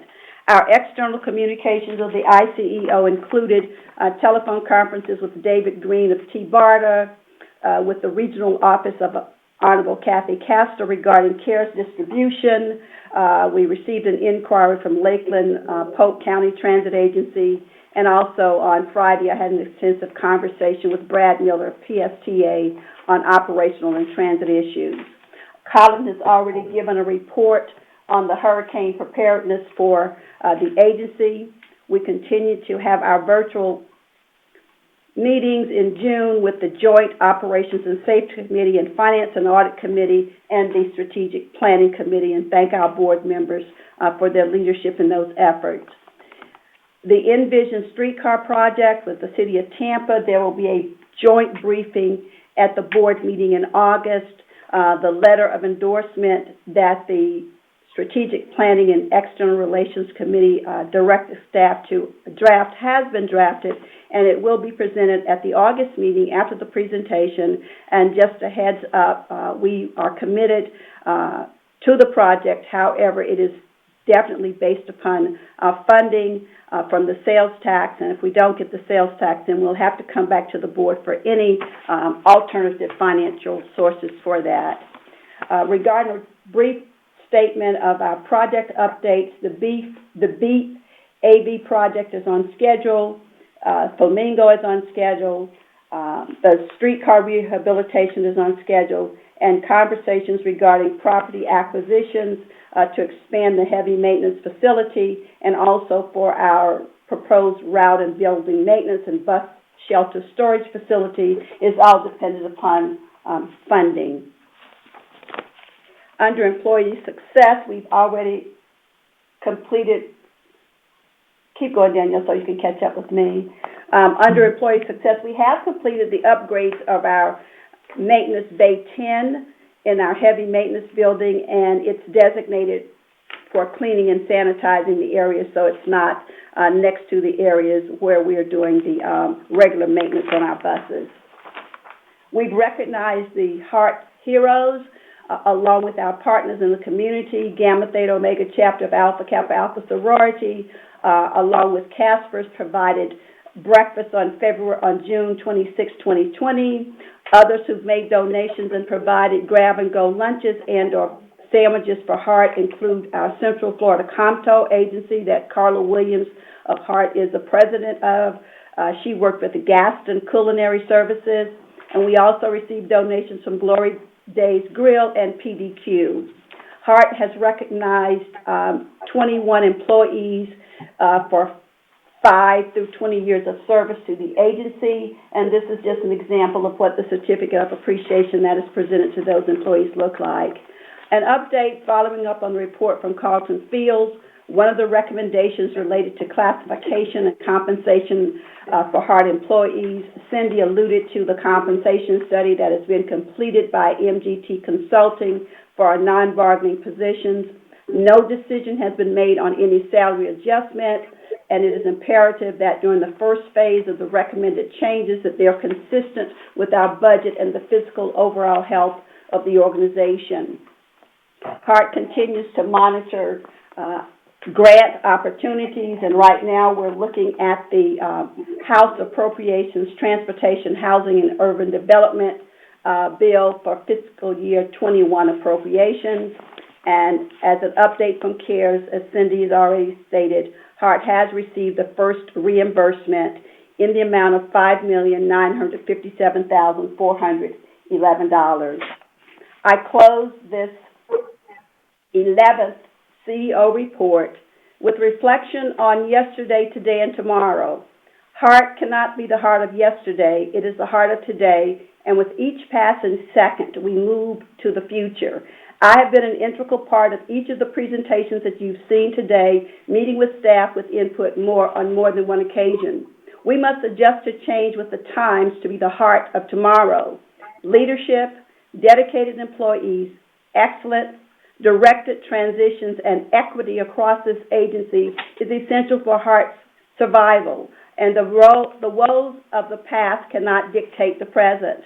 A balanced budget, adequate reserves, fair contracts, fully funded projects, frequent routes, streetcar expansion, ferry, and light rail will be the measurable impact and evidence of a HART that is committed to moving Hillsborough County forward and keeping Hillsborough County on the move.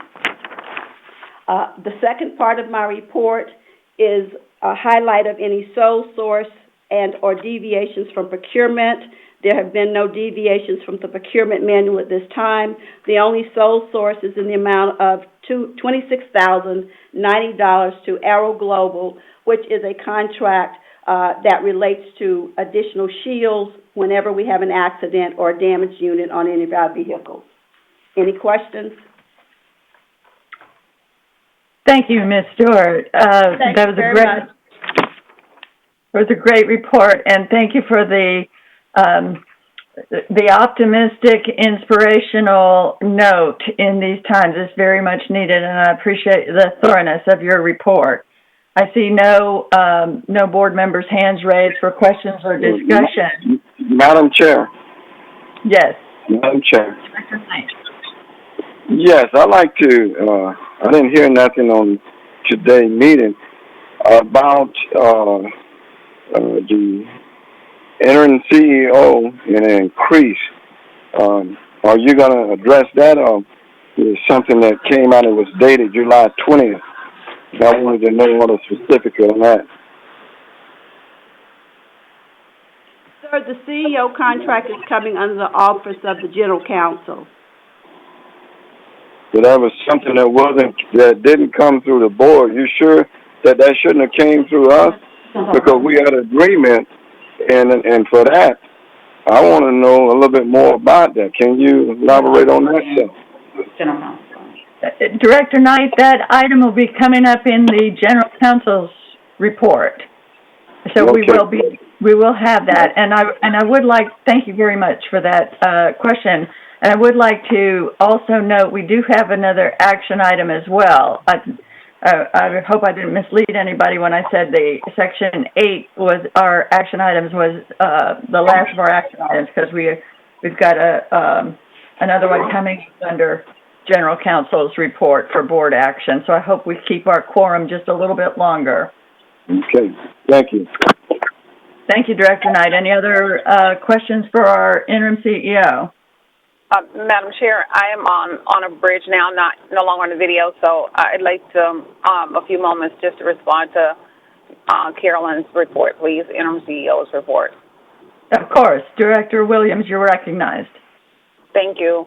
I heard you say, Carolyn House Stewart, that you were you tested everyone. 75% of the employees were tested, and I've not seen anyone do anything as significant as that. Just want to get some feedback on what are the employees saying in regards to that testing. The employees this mandatory testing applies to everyone who's in the workplace, and some employees tested other places or will be testing other places. We made a decision to make it convenient for our employees by having it on site, and that was well received. They liked the fact that we had different hours. They could come in early in the morning, in the day. Some employees even came in on their day off because it was convenient for them. And with the numbers that tested, my personal goal was 600, and we exceeded that by 6 people. That was on-site testing, and so that was 75% of our workforce. And they liked the fact that they could sign up for a time certain, and they were in and out. The test lasted less than 7 minutes. I was in line with the first group, and I was number 4, and that was the first group that tested on the first day. And so we had overwhelming support and enthusiasm from our employees who wanted to know if they were asymptomatic so they could go home and protect themselves as well as the other employees as well as the public. And so we did not receive any negative comment or feedback from the union or any of our employees that participated in the mandatory testing. Thank you for that update. That was phenomenal. With testing being a significant topic when we talk about COVID-19, I think that was just profound for that to happen and HART. So thank you. Thank you. And we tried early on to get priority testing at some of the county test sites, but we could not, with everybody lined up, already having appointments, and the first responders, of course, were given priority testing, but we were not. So we were very fortunate that they did continue to work with us, and we came to the agreement that we would do the mobile testing. I get reports every day, and when I saw mobile testing, I said, what is this? I inquired further, and that's how we were able to work with the county to get the third-party vendor, TransCare, to come on site. Thank you very much. Thank you, Madam Chair. Thank you, Director Williams, for highlighting that. I agree it's a very important point to highlight in this time, and we were very fortunate to have that accomplished here at HART. I see no further discussion. Anybody else? Are there any board members with any other questions? If not, the next item is the chair's report, but I have nothing to report at this time, so we can move quickly through that to the general counsel's report. And Mr. Smith, you're recognized for item 11. Yes, good afternoon. I'll try to be brief. I actually have 3 action items for approval, 2 of which I believe are non-controversial and should be rather easily done away with, so to speak. Bad choice of words. Anyway, the first one is the adoption of board policy number 120.07, parent 4. As you know, this is the second hearing. Initially, it was a motion by Ms. Smith, seconded, I believe, by Mr. Schisler, indicating a policy that requires that the board approve the submittal of a program of projects to the Hillsborough MPO before it goes to the MPO. And so I've drafted the policy. It was reviewed and agreed to without dissent at the first hearing. There must be a second hearing, as you know, whenever you change policies. So this is the second hearing. Since it's been thoroughly vetted before, perhaps we can just have a motion to approve the policy as it was prepared and as it was reviewed at the first hearing, and that would dispense with this issue. Move approval. Second. Second. So I have a motion to approve by Commissioner Kemp, second by Councilman Schisler. If there's seeing no further discussion, let's have a roll call vote. Thank you. This is Danielle from HART. Please say yes or no after your name is called. Director Castor?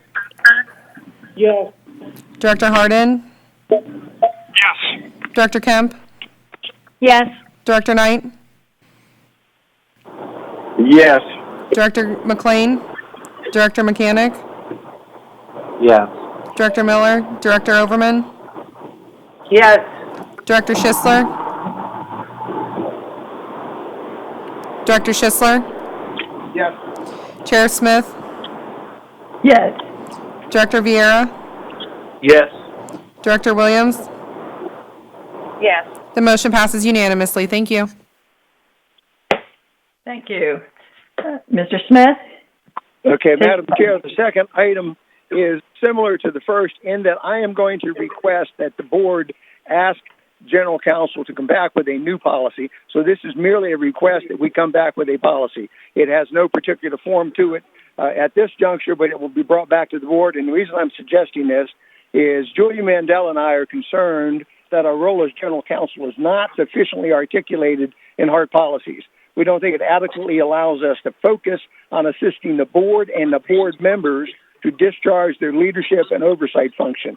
So what we would like to do is I'd like a motion to bring a policy back to this board to address this issue and have the board provide its policy stamp on the role of General Counsel under the HART policies. So this is just to instruct us to come back with a proposal at this point.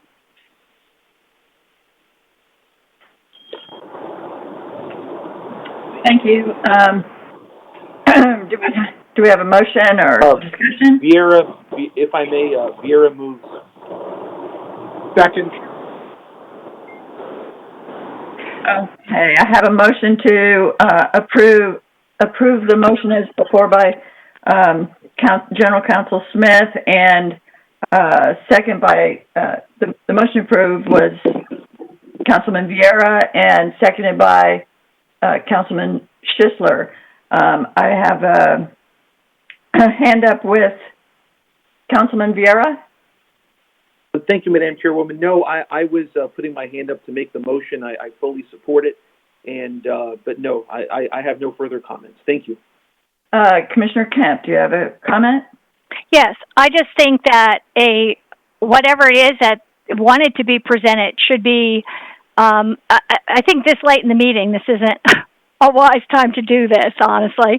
I'd like to have more specifics about what it is, and I really think it should go through a committee.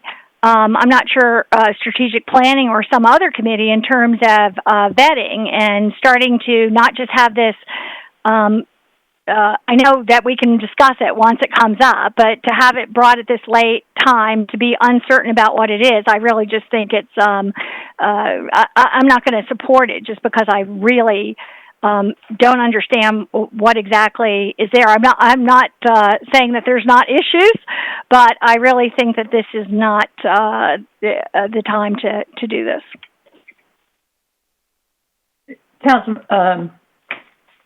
Mr. Smith, do you have any other comments about this? What this item is? It was not in our backup. It wasn't anything brought up in our backup or anything. It's something that maybe you want to rephrase or explain? I have no problem with waiting on this. The intent behind this is to try to provide the board an opportunity to more clearly and more definitively define the legal operation and status of the General Counsel. I think that we General Counsel are frequently involved in a lot of the minutia and more mundane aspects of what's going on and are not sufficiently available to consult with committee chairs, board members, and the board itself on accomplishing the directives and policies the board seeks to accomplish. Meaning, I think there needs to be more active participation by the General Counsel's office with the board and the board members. It's an issue that I think should be of concern to the board. I have no problem with waiting and having it go through a committee. So if that's what the sense of the matter is, we can do that. And it can certainly go before the planning committee. I think it's an item, for example, I've heard Ms. Kemp articulate on several times, and I think she's correct. I think that this board needs to have assistance in asserting its leadership position as it is structured under the statute. But it's purely a board prerogative. If we can move forward or not. I have nothing definitive today, or I would present it to you. But because we have this 3-hearing process, the first time you have to direct us to do something. The second time you discuss and analyze it, and the third time you adopt it. That's why I thought it would be appropriate to bring forward today, because nothing definitive is being proposed. But I don't have a problem with waiting another month. It'll just happen in sometime in November, December, rather than happening in October or November.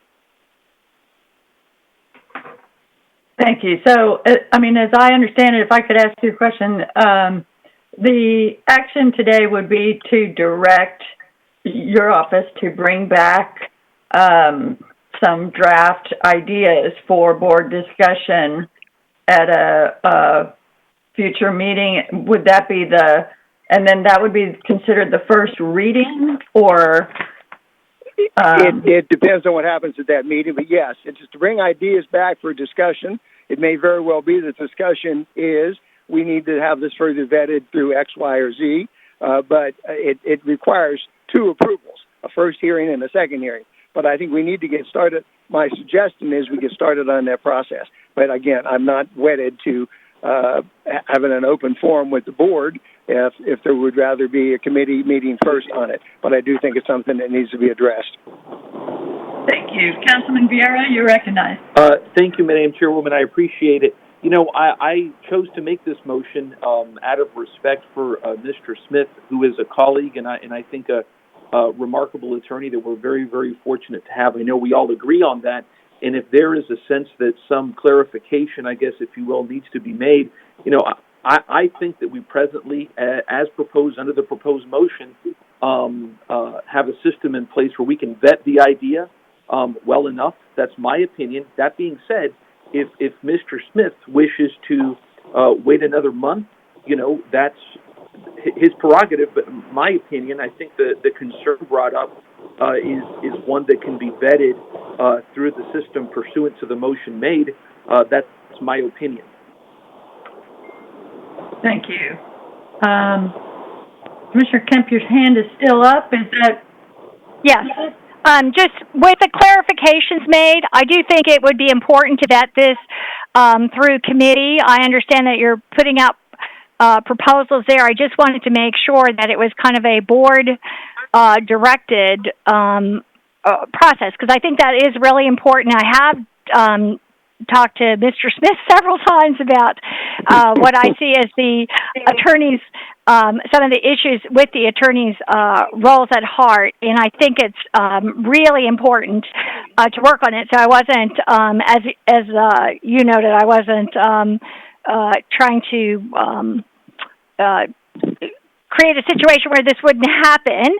But I do think I do think it's wise to, in having clarified it, I do think it's wise to bring forth some proposals and to, just as a general practice, set it to committee for a first vetting, and, you know, discussion, because I think it gives people a chance to really think and know about it. So, I guess with, I would support this if it were coming to the Strategic Planning Committee, and I only say that because I can't think of another committee where it would be more appropriate.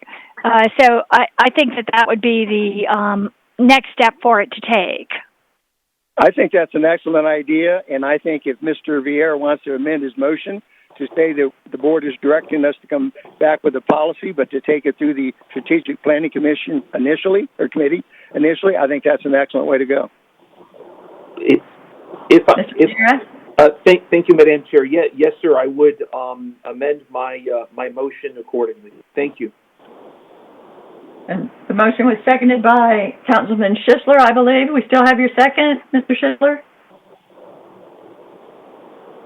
Director Williams will second it. I echo Commissioner Kim. I'm here. Okay. Okay, good. Okay, thank you. I was going to help out. Okay. Okay, so we have an amended motion on the floor. One of two ways. We can just go through the comments that I made in the red line, and some of them, as I was starting. Yeah, okay, we had somebody's phone was not on mute, I think, at that point. So we have a motion, amended motion on the floor. Wait, 1 second. 1 minute.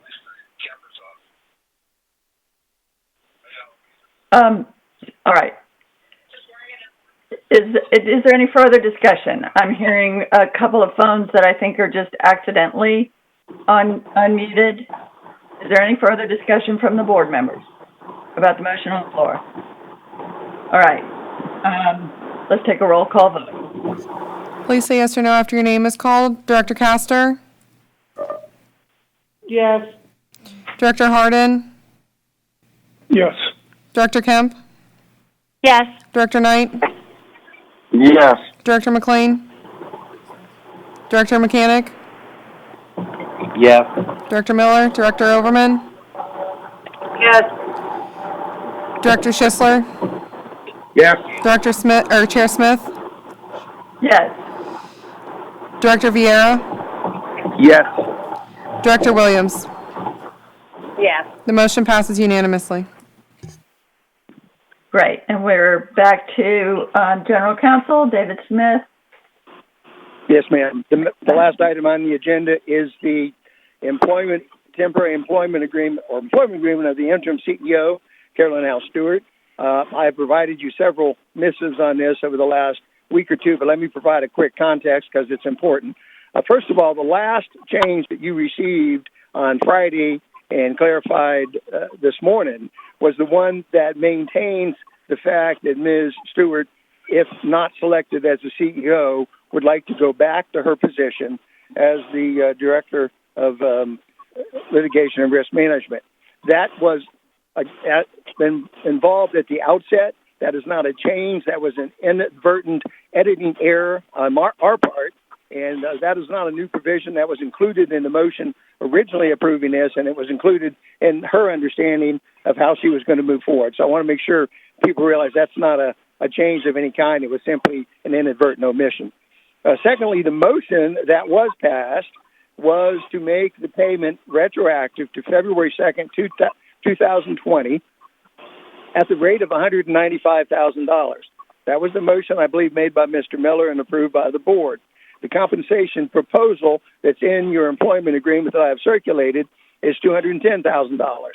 That is not a fait accompli. That is for something for the board to approve. The reasoning behind that motion was, first, that was the rate of compensation that Mr. Limmer was being paid when Ms. Stewart took over the job from him and he was suspended. Secondly, she is continuing to do her other job. She's not being paid separately for it, but her other job was a payment at the rate of about $120,000 a year. So there is, in essence, if you look at it in that fashion, a significant savings by virtue of one payment of $210,000. But that's not my call. That's your call. This was a provision discussed and negotiated with Ms. Stewart, and I put it in here in the manner in which she requested, and the board can approve it that way, or they cannot. Another issue that was not specifically addressed was the 20-week severance. It was not discussed simply because it wasn't discussed, but that is the statutory provision that allows up to 20 weeks of severance upon termination of a person with an employment agreement under the applicable statute. So that is not a unique or an uncommon provision. Matter of fact, in speaking with Cindy Townsend, she advises me that is quite commonly a negotiated provision in employment agreements of this nature, and Cindy Townsend is our HART Labor and Employment Counsel. So that is the background to it. Those are the issues that are, if problematic at all, those are the issues that are problematic, and the board needs to decide whether it wants to direct us to finalize this contract with Ms. Stewart with those changes as is or not. Thank you. I'm going to count Director Knight as first in line here because he was wanting to discuss this earlier. Director Knight? Yes, I got bits and pieces of it trying to get some understanding of it. I don't feel at this meeting that we need to make this decision on it. I think it, first of all, should have shot through the committee. And then we discuss some things, then bring it to the general, like we always have. I don't think that with all the things that are going on, including Corona, and in our union and others that's taking cuts and different things to try to make this thing work, I like to be fair, but I feel that we should really look at this, and even with the councils that we have on our board, and see what is right and what's fair and equitable. Thank you. I have a hand up from Director Mechanic. Yes, thank you, Chairman. I have I just have a question for David. Can you explain the interface between the two provisions? Rick, Your question was you cut out the part, David. You're asking for the interface between about the new provisions?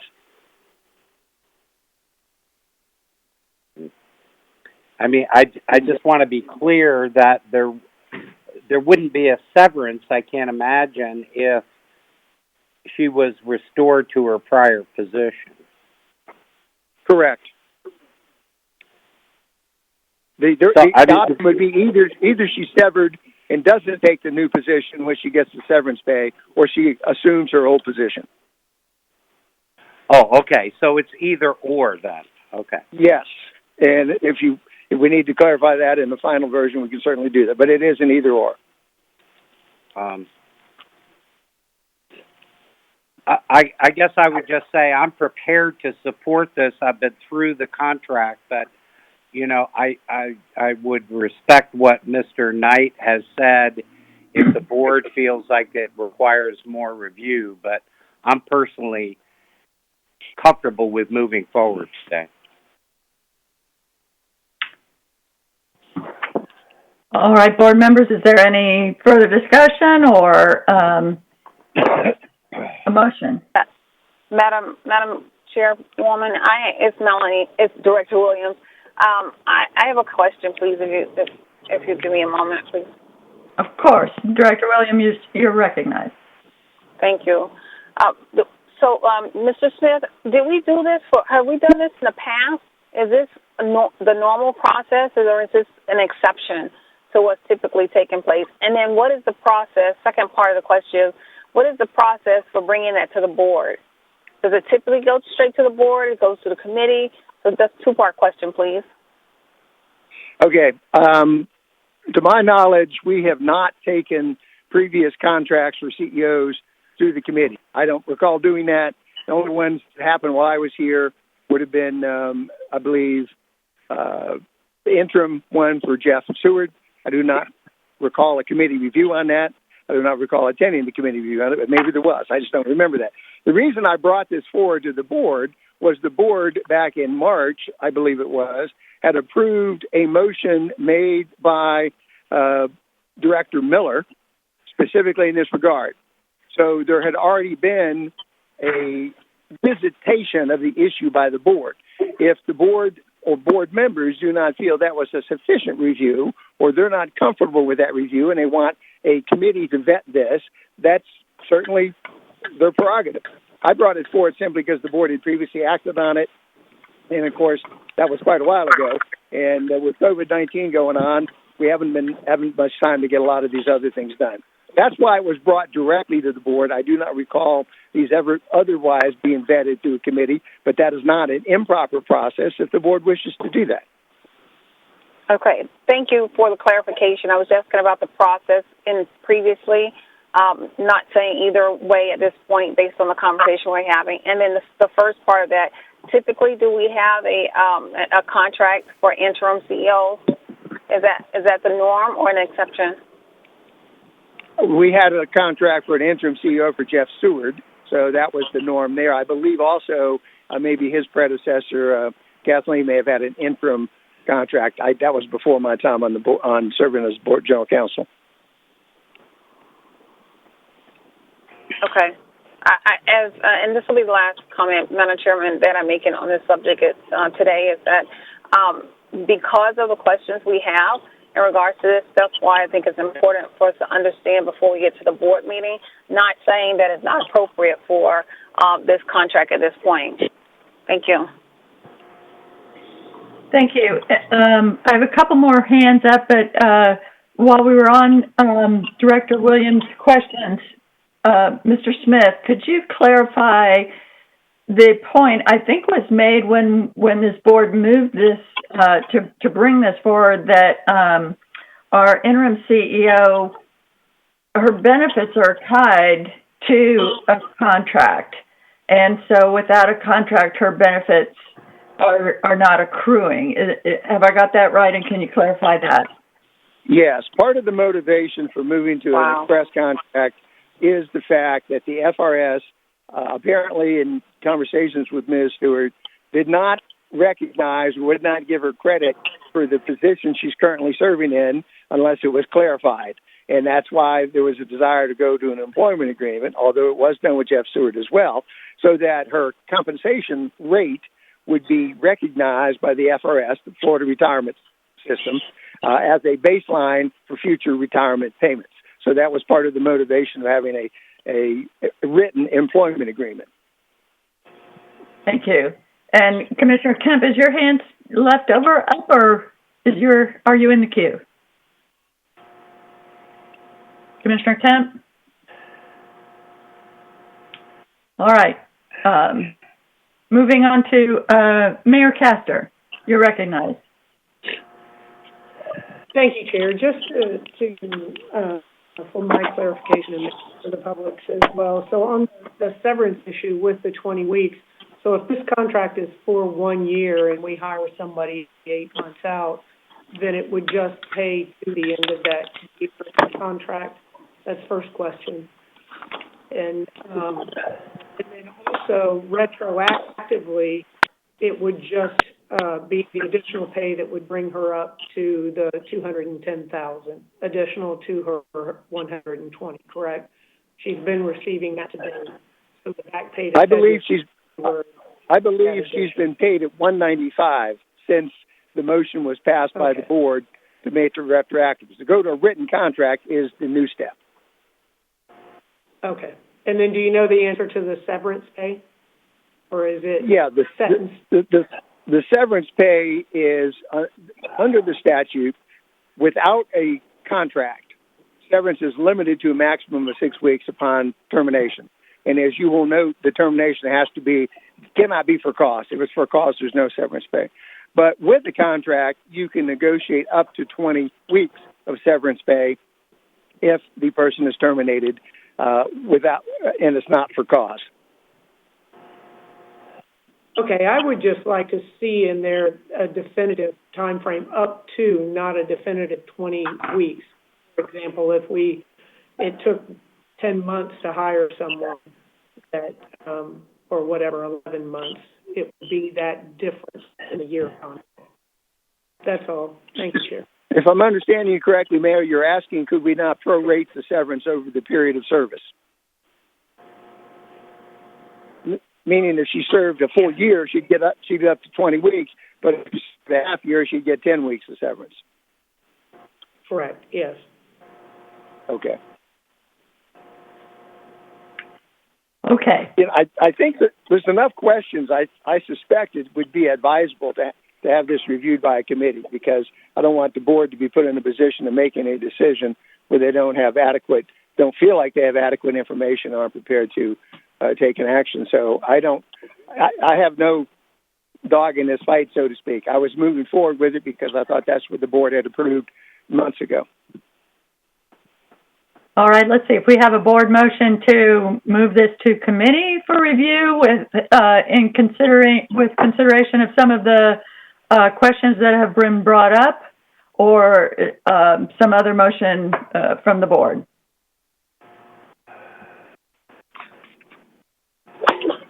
I think it should go, make a motion that they get back to the committee, which it should have from the beginning, and we iron out these bugs and things and be fair and equitable with it. Then, after that, bring it to the full board. All right, thank you, Director Knight. That's a motion to take it to, do you want to specify a committee? Either strategic or auditing and finance. No, it's up to the board with the pleasure. Probably auditing and finance. Do we have a second to bring this to a finance and audit committee review? I'll second that. Viera seconds. Okay. Yeah. Okay. Williams. All right. We have a motion by Director Knight, second by Commissioner Overman. Is there any further board discussion? Hearing none. We'll take a roll call vote. Thank you. This is Danielle. Please say yes or no after your name is called. Director Castor? Yes. Director Harden? Yes, yes. Director Kemp? Director Kemp? Director Knight? Yes. Director McLean? Director Mechanic? Yes. Director Miller? Director Overman? Yes. Director Schisler? Yes. Chair Smith? Yes. Director Vieira? Yes. Director Williams? Yes. Director Kemp? The motion passes unanimously. Thank you. All right. Thank you. Mr. Smith, is there anything else in the General Counsel's report? No, Madam Chairman, that's it. All right. Thank you. Sections 12 to 15 are reports that are all in your backup packets. I think we have plenty of information on that. Is there any item a board member would like to discuss from those before we move past them to the close of the meeting? Hearing none. Do you need a motion to receive the reports? I don't believe we do here, do we? No, Madam Chair, we do not. Thank you. Right. Thank you. Thank you. Good question. And thanks for helping. So that brings us to old business. Any old business by board members? Any new business? I'm not seeing any hands or hearing anything. Madam Chairman? Yes. Dave Mechanic. Mm-hmm. I would just like to say for your first meeting, Madam Chair, you did an excellent job, and it was a tough meeting to get through. Thank you. Thank you for that. And Madam Chair, Madam Chair, staff would like to wish Commissioner Overman a very happy birthday. Right. Happy birthday, Commissioner Overman. Happy birthday. Yeah. Happy birthday. Happy birthday. Thank you. I could not pick a better group of people to hang out with for my first half of the day, so thank you so much. All right. On that note, everybody stay safe, and we will adjourn the meeting. Thank you.